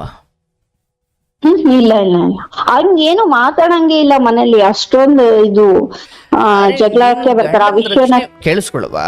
ಅವನು ಏನು ನಿನ್ನ ಮೈದನ್ ಮಾತಾಡ್ಸಂಗಿಲ್ಲ, ಅಥವಾ ನಿಮ್ಮ ಭಾವನ್ ಮಾವನ್ ಮಾತಾಡ್ಸಂಗಿಲ್ಲ, ಅಥವಾ ನಿಮ್ಮ ಯಜಮಾನ್ರ ಅಣ್ಣನ್ ಮಾತಾಡ್ಸಂಗಿಲ್ಲ, ಯಾಕೆ ಮಾತಾಡಿಸ್ಲಿವ? ಅಯ್ಯೋ ನಮಗೆ ಕಾಂಟ್ಯಾಕ್ಟೇ ಇಲ್ಲ. ಓಲಿ ಹುಡುಗಿ ಮಾತಾಡ್ಸೋ, ಅಯ್ಯೋ ನಮ್ಗೆ ಕಾಂಟ್ಯಾಕ್ಟ್ ಇಲ್ಲ. ಅರೆ, ನನ್ನ ಮಗುನ್ ನಾನು ರಕ್ಷಣೆ ಮಾಡ್ಕೊಳ್ಳಿಕ್ ನಾನು ಕಾಂಟ್ಯಾಕ್ಟ್ ಇಲ್ಲಿ ಹೋದ್ರು ಮಾಡ್ಕೊಳ್ಬೇಕಲ್ಲ? ಅದ್ಯಾವ್ದವ ಅದು? ಅಲ್ಲ ಅವ್ರ ಮನೆಗೆ ಹೋಗೋದಕ್ಕೆ ಇದು ಮಾಡಲ್ಲ ಸರ್ ಅವ್ರು. ಮನೆಗೆ ಹೋಗ್ರಿ, ನಿನ್ನ ಗಂಡನ ವಿರುದ್ಧ ನಿನಗೆ ಇಂಥದ್ದೇನೋ ಅನ್ಸಿದೆ, ಮತ್ತೆ ಅವನು ನೇರವಾಗಿ ನಾನು ಮಾಡ್ತೀನಿ ಅದೇನು ಮಾಡ್ತೀಯ ಅಂತಿದ್ದಾನೆ ಅಂದಾಗ ಅವಳು ಜುಟ್ಟಿಟ್ಕೊಳ್ಲಿಕ್ಕೆ ಅವ್ನು ಒಳಗೆ ಕೂಡ್ಬೇಕಾ, ನಿನ್ನ ಬಾ ಮಂಗಳಾರತಿ ಬಾ ಒಳಗಡೆ ಅಂತ ಕರಿಬೇಕಾ ಇವಳು? ನೋಡವಾ, ಮನೆಗೆ ಹೋಗೋದೇ ಇಲ್ಲಲ್ಲ ಅವ್ರು, ಏನೋ ಅವ್ರ ಮನೇಲಿ ಮಾತಾಡೋದೇ ಇಲ್ಲ ಅವ್ರ ನಮ್ ಜೊತೆ. ಹಂಗ್ ಮಾಡಿದಾರೆ. ಈ ಹುಡ್ಗಿ ಮಾತ್ರ ಫೋನ್ ಅಲ್ಲಿ ಮಾತಾಡೋದು. ಅದನ್ನೇ ಹೇಳಿದ್ದು, ನಿನ್ನ ಹತ್ರ ಅಷ್ಟು ಸಾಕ್ಷಿ ಇದ್ರೆ, ನಿನ್ನ ಹತ್ರ ಬಲವಾದ ಸಾಕ್ಷಿ ಇದ್ದು, ಈಗ ನ್ಯಾಯದ ವಿಚಾರದಲ್ಲಿ ಅಥವಾ ಒಂದು ನ್ಯಾಯಾಲಯ ಅಥವಾ ಒಂದು ಪಂಚಾಯಿತಿ ಅಥವಾ ಒಂದು 4 ಜನ ದೊಡ್ಡವರು ಮುಂದೆ ಅಂತ ಬಂದಾಗ ನಾಲಿಗೆ ಮಾತ್ರ ಕೆಲಸ ಮಾಡಲ್ಲವ. ಅದು ನಾಲಿಗೆ ಎಕ್ಕಡ ಮಾಡ್ಕೊಂಡ್ಬಿಟ್ಟಿದ್ದಾರೆ. ಇಲ್ಲಿ ಸತ್ತು ಹೋಗಿದೆ, ನಾಲಿಗೆ ಮಾತಿಗೆ ಯಾರೂ ನಿಲ್ಲಲ್ಲ, ಪುರಾವೆ ಕೇಳ್ತಾರೆ. ಅದೇ ಕೇಳ್ತಾರೆ. ನನ್ನ ಹತ್ರ ಇಲ್ಲ ಫೋನ್. ಅದನ್ನೇ ಹೇಳ್ತಿರೋದು. ಈಗ ನೀನು ನಿನ್ನ ಹತ್ರ, ಈಗ ನಿನ್ನ ಗಂಡ, ನೀವು 4 ಗೋಡೆ ನಡುವೆ ಹೌದು ಕಣೆ ನಾನು ಅವಳ ಜೊತೆ ಹೋಗಿ ಮಲಗ್ತೀನಿ, ನೀನು ಏನು ಮಾಡ್ಕೊಳ್ತಿ ಮಾಡ್ಕೊಳ್ಳಿ ಅನ್ನೋ ಮಟ್ಟಿಗೆ ಒಬ್ಬ ಗಂಡ ಬಂದಾಗ ನೀನ್ ಕಿವಿ ಕೇಳಿಸ್ಕೊಳ್ಳೋದು, ಏನ್ ರೆಕಾರ್ಡ್ ಮಾಡಿ ಎಲ್ಲಿ ತೋರಿಸ್ತೀನಿ ನೀನು ಅದನ್ನ? ಈಗ ಅದೊಂದು ರೆಕಾರ್ಡ್ ಮಾಡಿ ಅವನಂಗ ಅಂದಾಗ, ಅಥವಾ ನೀನು ಆತನನ್ನ ಸ್ವಲ್ಪ ಕೋಪ ಬರ್ಸೋ ಹಾಗೆ ಮಾತಾಡಿ ವಿಷಯವನ್ನ ಕೆದಕಿ ಅಷ್ಟೊತ್ತಿಗೆ ರೆಕಾರ್ಡ್ ಮಾಡಿ ರೆಡಿ ಇಟ್ಟು, ಅಥವಾ ಅಂದ್ರೆ ನೀನ್ ಪುರಾವೆ ಇಲ್ದೇನೆ ನೀನ್ ನನ್ನ ಹತ್ರ ಕಷ್ಟ ಹೇಳ್ಕೊಳ್ಬಹುದವ. ಆದ್ರೆ ಪಂಚಾಯಿತಿ ಅಥವಾ ನ್ಯಾಯ ತೀರ್ಮಾನ ಅಂತ ಬಂದಾಗ ಅವಶ್ಯವಾಗಿ ಹೌದಪ್ಪ ಆ ಹೆಣ್ಮಗಳು ಅಷ್ಟೊಂದು ಕಣ್ಣೀರ್ ಆಗ್ತಿದ್ದಾಳೆ ಅಂದ್ರೆ ಅದು ಸತ್ಯನೇ ಅಂತ ಹೇಳಕ್ ಆಗಲ್ಲ. ಅದೇ ಸರ್ ಹಂಗೆ ಆಗ್ತಿರೋದು ಇವಾಗ. ಏನ್ ಮಾಡೋದು ಅಂತಾನೆ ಗೊತ್ತಿಲ್ಲ. ಹಾಗಾಗಿ ಇಲ್ಲಿ ನೋಡವಾ, ಈಗ ಮೊದಲಿಂದ ಹುಡುಕ್ತಾ ಬಂದಾಗ ನೀನು ಓದ್ಲಿಕ್ಕೆ ಹೋಗ್ತಿದ್ದವಳು, ನೀನು ಯಾಕೆ ಪ್ರೀತಿ ಪ್ರೇಮ ಅಂತ ಹೋದೆ, ಸರಿ ಏನೇನೋ. ಈಗ ನಿಂದು ಹುಡುಕೊಂಡು ಬಂದ್ರೆ ನಿಂದು ಅದರದೇ ಆದ ನಿಮ್ಮ ತಾಯಿ ಹೇಳಿದ್ರು. ಯಾಕೆ ಹೇಳಿದ್ರು? ಬೇಡ ಕಣಮ್ಮ ಮದುವೆ ಆಗಬೇಡ, ಇದು ಸರಿ ಹೋಗಲ್ಲ, ಅವ್ರು ಹೇಳಿದ್ದು ಕೇಳಲಿಲ್ಲ. ಆ್ಯಂಡ್ ಈ ಮನೆಯಲ್ಲಿ ನನ್ನನ್ನು ಒಳಕ್ಕೆ ಕೂಡ್ತಾ ಇಲ್ಲ, ಅಥವಾ ಮದುವೆ ಆದರೆ ನೀವು ಬೇರೆ ಇರಿ. ಅಂದರೆ ಆರಂಭದಲ್ಲೇ ಇದೇನೋ ಇಷ್ಟೊಂದು ಅರ್ಧ ಅಂತ ಇಟ್ಕೊಂಡಿರೋ ಮನೆ, ಇದು ಯಾಕೋ ನಾನು ಯೋಚನೆ ಮಾಡಬೇಕಿತ್ತಲ್ಲ ಆಗ. ಹೌದು ಸರ್, ಅದೇ ತಪ್ಪಾಗಿರೋದು ನಾನು ಇವಾಗ. ಅಂದ್ರೆ ಆರಂಭದಲ್ಲೇ ಯಾವ ತಂದೆ ಅತ್ತೆ ಮಾವ ತಂದೆ ತಾಯಿ ಜಾಗದಲ್ಲಿ ಇರಬೇಕಿತ್ತು. ಅವ್ರದ್ದು ವೈಯಕ್ತಿಕ ಕಾರಣ, ಅವ್ರದ್ದು ದೋಷವನ್ನು ಮುಚ್ಚಿಕೊಳ್ಳೋಕೆ ನಿನ್ನನ್ನು ಬಲಿ ಕೊಡ್ತಿದ್ದಾರೆ, what ever it is. But ಮದುವೆ ಆದ ಹೊಸದ್ರಲ್ಲೇ ಇದೇನು ಇದು ವಿಚಿತ್ರ, ಇದು ಖಂಡಿತ ಒಳ್ಳೇದಾಗ್ಲಿಕ್ಕೆ ಸಾಧ್ಯ ಇಲ್ವಲ್ಲ ಅಂತ ಅನ್ಸ್ಬೇಕಿತ್ತು. ನೀನು ವಿದ್ಯಾವಂತೆ ಇದ್ದೆ, ನೀನೇನು ಸಣ್ಣ ಹುಡುಗಿ ಆಗಿರ್ಲಿಲ್ಲ. ಹೌದು. ನೀನವತ್ತು ಬಾಯಿ ಮುಚ್ಕೊಂಡೆ. ಯಾಕೆ? ಇವನ ಮೇಲಿದ್ದ ಪ್ರೇಮಕ್ಕೋ ಅಥವಾ ಇವನ ಮೇಲಿದ್ದ ಪ್ರೀತಿಗೋ ಏನೋ ನಿಂದೊಂದು ಕಾರಣ ಇತ್ತು. ಇವತ್ತು ಯಾಕೆ ಯಾವ ಗಂಡ ಅಥವಾ ಯಾವ ಹುಡುಗ ನಿನ್ನಷ್ಟು ಪ್ರೋಕ್ಷ ಪ್ರೀತಿ ಮಾಡ್ದ, ಅಂಡ್ ಆ ಸಮಯದಲ್ಲಿ ಅಲ್ಲಿ ಆಳ ಜೊತೆನೋ ಮಾತಾಡೋದು ಮತ್ತು ನಿನ್ ಜೊತೆ ನೀನು ಮೈಲಿಗೆ ಆಗೋಗ್ಬಿಟ್ಟಿದೆಯಲ್ಲೋ. ನೀನಾಗಿಲ್ಲ, ಅವನಿಂದ ನೀನಾಗಿದ್ದೀಯ. ಅಂದ್ರೆ ಕೊಚ್ಚೆ ಒಳಗೆ ಬಿದ್ದೋನ್ ಅವನಿರ್ಬಹುದು, ಬಟ್ ನೀನು ಅವನನ್ನು ತಪ್ಕೊಂಡು ನೀನು ಕೊಚ್ಚೆ ಆಗಿದ್ದೀಯ. ಮಕ್ಕಳಿದಾವ ನಿಮಗೆ? ಒಂದ್ ಮಗು ಇದೆ. ಬಟ್ ಈ ಮಗು ಆಗೋಕ್ಕಿಂತ ಮುಂಚೆ ಅಥವಾ ಅದಕ್ಕೆ ಮುಂಚೆ ಒಂದು ಡೌಟ್ ಬಂದು, ಇಲ್ಲ ನಾನು ಇದನ್ನು ಮುಂದೂಡ್ತೀನಿ ಅನ್ನೋದ್ರ ಯಾವ್ದು ಯೋಚನೆ ನೀನು ಮಾಡ್ಲಿಲ್ವಾ? ಅಥವಾ ಮಗು ಆದ್ಮೇಲೆ ಸರಿ ಹೋಗ್ತಾನೆ ಅಂತ ಅನ್ನಿಸ್ತಾ? ಮಗು ಆದ್ಮೇಲೆ ಸರಿ ಹೋಗ್ತಾರೆ ಅನ್ನಿಸ್ತು. ಆಮೇಲೆ ಈ ವಿಷಯನ ಅವ್ರು ಮಾತಾಡಕ್ಕೆ ಬಿಡಲ್ಲ. ಬಾಳ ಜಗಳ ಮಾಡ್ಬಿಡ್ತಾರೆ ಈ ವಿಷಯಕ್ಕೆ. ಅಂದ್ರೆ ಇನ್ಮೇಲೆ ಆಯ್ತು, ಇನ್ಮೇಲೆ ಅದು ಚೆನ್ನಾಗಿದ್ದಾನ ಅಂತ ನಾನು ಹೇಳಕ್ ಹೋದ್ರು ಅದು ಅವ್ರು ಹೇಳ್ತಾ ಇಲ್ಲ. ಈಗ ನೋಡುವ, ಸಾಮಾನ್ಯವಾಗಿ ಈ ವಿಚಾರಗಳನ್ನ ಕೂಲಂಕುಷವಾಗಿ ನೋಡ್ತಾ ಹೋದಾಗ, ಸರಿ ಇಂತಹ ಕ್ರಮ ಸಂಬಂಧ ಇದ್ದವನು ಅಥವಾ ಜೂಜಾಟಕ್ಕೆ ಬಲಿಯಾದವನು ಅಥವಾ ಕುಡಿತಕ್ಕೆ ಬಲಿಯಾದವನು, ಈಗ ಅವರಲ್ಲಿ ಒಂದಷ್ಟು ಗುಣ, ಏನ್ ಗುಣ ಇರ್ತವೆ? ಮನೆಗೆ ಲೇಟಾಗಿ ಬರೋದು, ಸಾಲ ಸೋಲ ಮಾಡಿ ಆ ಸಾಲ ಸೋಲವನ್ನ ತೀರಿಸೋಕಾಗದೆ ತಲೆ ತಪ್ಪಿಸ್ಕೊಂಡು ಓಡಾಡೋದು, ದುಡ್ದ ಹಣವನ್ನೆಲ್ಲ ಇನ್ಯಾವುದಕ್ಕೂ, ಅದು ಹೆಣ್ಣಿಗೋ ಹೆಂಡಕ್ಕೋ ಹೊರಗಡೆ ಯಾವುದಕ್ಕೂ ಖರ್ಚು ಮಾಡಿ ಸಂಸಾರ, ನೀನು ಹೇಳ್ತಾ ಇದೀಯ ಸಂಸಾರ ಅಷ್ಟು ಚೆನ್ನಾಗಿ ನೋಡ್ಕೊಳ್ತಿದ್ದಾನ, ಹೌದು. ಬಟ್ ನಿನ್ನ ಹೃದಯದಲ್ಲಿ ಉರಿತಾ ಇರುವ ಜ್ವಾಲೆ ಸಂಸಾರ ನೋಡ್ಕೊಳ್ಳೋದು ಅಥವಾ ಹಣದ್ದು ಅಲ್ಲ, ನನಗೆ ಸೇರಿದ ವಸ್ತು ಇನ್ನೊಂದು ಕಡೆ ಹೋಗಿ ಬರ್ತಾ ಇದೆ ಎಂದಾಗ ಸಾಕ್ಷಿ ಇಲ್ಲದೆ ಇರಬಹುದು, ಬಟ್ ಆತ್ಮಸಾಕ್ಷಿ ಅಂತ ಒಂದು ಇರುತ್ತಲ್ಲವಾ? ಅದೇ ಸರ್, ಅದೇ ನಮ್ಗೆ ಏನ್ ಮಾಡಕ್ಕೂ ಗೊತ್ತಾಗ್ತಿಲ್ಲ, ಏನ್ ಮಾಡ್ಬೇಕು. ಈಗ ನಾನು ಹೇಳೋದು ಕೇಳು. ಈಗ ನೀನು ನನ್ನ ಜೊತೆ ಇಡೀ ದಿನ ಮಾತಾಡಬಹುದು, ನಿನ್ನ ನೋವು ಹಂಚಿಕೊಳ್ಬಹುದು, ಬಟ್ ಒಂದು ಕಡೆ ನ್ಯಾಯ ಪಡ್ಕೊಳ್ಬೇಕು ಅಂದಾಗ ಒಂದವ ಜಗತ್ತಿಗೆ ಗೊತ್ತಾಗಿ ನಿನಗೆ ಅವರೆಲ್ಲ ಸೇರಿ ನ್ಯಾಯ ಕೊಡೋ ವರ್ಷದ ನೀನು ಆಯಸ್ಸೆ ಮುಗ್ದೋಗ್ಬೋದು. ಇಲ್ಲಿ 2 ದಾರಿ ಇದೆ. ಒಂದು, ಸಾಕ್ಷಿ ಸಿಗೋವರೆಗೂ ನಾನು ಕಾಯ್ತೀನಿ, ಸಾಕ್ಷಿ ಸಿಕ್ಕಾದ ಮೇಲೂ ನಾನು ಕ್ಷಮಿಸ್ತೀನಿ. ಈಗ ಅದು ಹೊಲ್ಸಾಗಿ ನನ್ನನ್ನು ಪ್ರೀತಿ ಮಾಡೋ ಸಮಯದಲ್ಲೇ ಅದು ಹೊಲ್ಸಾಗಿ ಹೋಗಿತ್ತು ಅಂತ ನಿನಗೆ ಗೊತ್ತಾಗಿದೆ. ಈಗ ನೀನು ಅದನ್ನ ತೊಳೆಯೋಕೆ ಯಾವ ಸೋಪು ಇಲ್ಲ. ಅಬ್ಬಬ್ಬ ಅಂದ್ರೆ ಗಂಡ ಆಗಿ ಅಲ್ಲ, ಮನುಷ್ಯ ಆಗಿ ನಾನು ಅವನು ತಪ್ಪನ್ನು ಸಾಕ್ಷಿ ಇಟ್ಕೊಂಡು ಅವನಿಗೆ ತೋರಿಸಿ ಅವನು ತಿದ್ದಿಕೊಳ್ಳೋದಕ್ಕೆ ತಯಾರಾದ್ರೆ ಒಂದು ಕ್ಷಮೆ ಕೊಡಬೇಕು. ಇಲ್ಲ ಸಾಕ್ಷಿ ಸಿಗದೆ ಹೋಗಿರ್ಬೋದು, ಜನಕ್ಕೆ ತೋರ್ಸೋಕೆ ಸಾಕ್ಷಿ ಇಲ್ಲದೆ ಇರ್ಬೋದು, ಬಟ್ ನಿನಗಂತೂ ಹೃದಯ ಹೊಡೆದೋಗಿದೆ, ನಿನಗಂತೂ ಇಲ್ಲ ಇಂಥ ಹೊಲಸು ಬದುಕನ್ನು ನಾನು ಬದುಕು ತಯಾರಿಲ್ಲ, ಮತ್ತು ಸಿಗಾಕೊಂಡಾಗ ನೀನು ಸಾಕ್ಷಿ ನಾಳೆ ತೆಗೆದುಕೊಟ್ರು ಇನ್ನಷ್ಟು ರಾಕ್ಷಸನಾಗ್ತಾನೆ, ಇನ್ನಷ್ಟು ಅದನ್ನು ಜಾಸ್ತಿ ಮಾಡ್ತಾನೆ ಹೊರತು ಅಯ್ಯೋ ಸಾಕ್ಷಿ ಸಿಕ್ಕಿದೆ ದೊಡ್ಡವ್ರ ಮುಂದೆ ತೋರಿಸ್ಬಿಡ್ತಾಳೆ ಇನ್ನು ನಾನು ಬದಲಾಗಲೇಬೇಕು, ಅಯ್ಯೋ ನಾನು ಹೆಂಡತಿ ಪಾದಕ್ಕೆ ಬಿದ್ದಾದರೂ ಸರಿ ನಾನು ಬದಲಾಗಬೇಕು ಅನ್ನೋ ಆ ಮಟ್ಟಿನ ಶರಣಾಗತನಾಗುವ ಬುದ್ಧಿಯೂ ಅವನದಲ್ಲ. ನೀನು ಸಾಕ್ಷಿ ತಗೊಂಡು ಹೋದ್ರು ಅದಕ್ಕೂ ಅವನು ಇನ್ನೂ ಹೆಚ್ಚಾಗ್ತಾನೆ. ಅದೇ ಆಗಲ್ಲ. ಅಂದ್ರೆ ನಾನೇ ಹೇಳ್ತಾ ಇದ್ದೀನಿ, ಒಂದು ಸಾಕ್ಷಿ ಸಿಕ್ಕಿ ಹಿರಿಯರಿಗೆ ತೋರಿಸಿ ಅದಾದ್ಮೇಲೆ ಇವನು ಬದಲಾಗ್ತೀನಿ ಅಂದ್ರೆ ಒಂದು ಕ್ಷಮೆ ಕೊಡ್ತೀನಿ ಅಥವಾ ಕ್ಷಮೆ ಕೊಡು, ಅಲ್ಲಿವರೆಗೂ ಕಾಯು. ಇಲ್ಲ ನಿನ್ನ ಮೇಲೆ ನಿಜವಾಗಲೂ ಪ್ರೀತಿ ಇದ್ರೆ, ನಿನ್ನ ಮೇಲೆ ನಿಜವಾಗಲೂ ಅಂಥದ್ದೊಂದು ಸಂಸಾರವನ್ನು ನಡೆಸಬೇಕು ಅನ್ನೋ ಆ ಸದುದ್ದೇಶದಿಂದಲೇ ನಿನ್ನನ್ನು ಜೀವನಕ್ಕೆ ಕರ್ಕೊಂಡಿರುವುದಾದರೆ ನಿನ್ನ ಹಠ, ನಿನ್ನ ಕೋಪ ಅವನ ಹೃದಯವನ್ನು ಕಲಕಬೇಕು, ಅವನನ್ನು ಬದಲಾಯಿಸಬೇಕು. ಹೌದಲ್ಲ? ಈಗ ನಾನು ತುಂಬ ಪ್ರೀತಿ ಮಾಡೋರು, ದಿವಸ ನನ್ನ ಜೊತೆ ಚೆನ್ನಾಗಿ ಮಾತಾಡ್ಕೊಂಡಿದ್ದವ್ರು, ಇದ್ದಕ್ಕಿದ್ದ ಹಾಗೆ ನನ್ನ ಯಾವುದೋ ತಪ್ಪಿಗೆ ಅವ್ರು ನನ್ನನ್ನು ಹೊಡಿಲಿಲ್ಲ ಬಿಡಿಲಿಲ್ಲ, ಯಾಕೋ ನನ್ನ ಜೊತೆ ಮಾತು ಬಿಟ್ಬಿಟ್ರು ಅಂದರೆ ಅದು ಎಂಥ ದೊಡ್ಡ ಅಸ್ತ್ರ. ಹೌದಲ್ಲ? ಹಾಗ್ ಮಾಡಿ ನೋಡಿದೀನಿ ಸರ್, ಆಗ್ಲಿ ಮಾತ್ ಬಿಡೋದು ಅದು ಮಾಡಿದೀನಿ, ಅವ್ರು ಬದಲಾಗ್ತಿಲ್ಲ. ಒಟ್ಟು ಯಾವ ವಿಷಯಕ್ಕೂ ಇದು ಮಾಡ್ತಾ ಇಲ್ಲ ಅವರು. ಈಗ ನಿನಗಿರೋ ದಾರಿ ನೋಡವು ನಾನು ಇಷ್ಟ ಹೇಳೋದು ಅಂದ್ರೆ, ನಿನಗೆ ಅನ್ನಿಸ್ಬಹುದು ಈ ವಿಚಾರಕ್ಕೆ ನಾನು ಬೇರೆ ಆಗುವುದು ಅಷ್ಟು ಸೂಕ್ತವ ಅಂತ.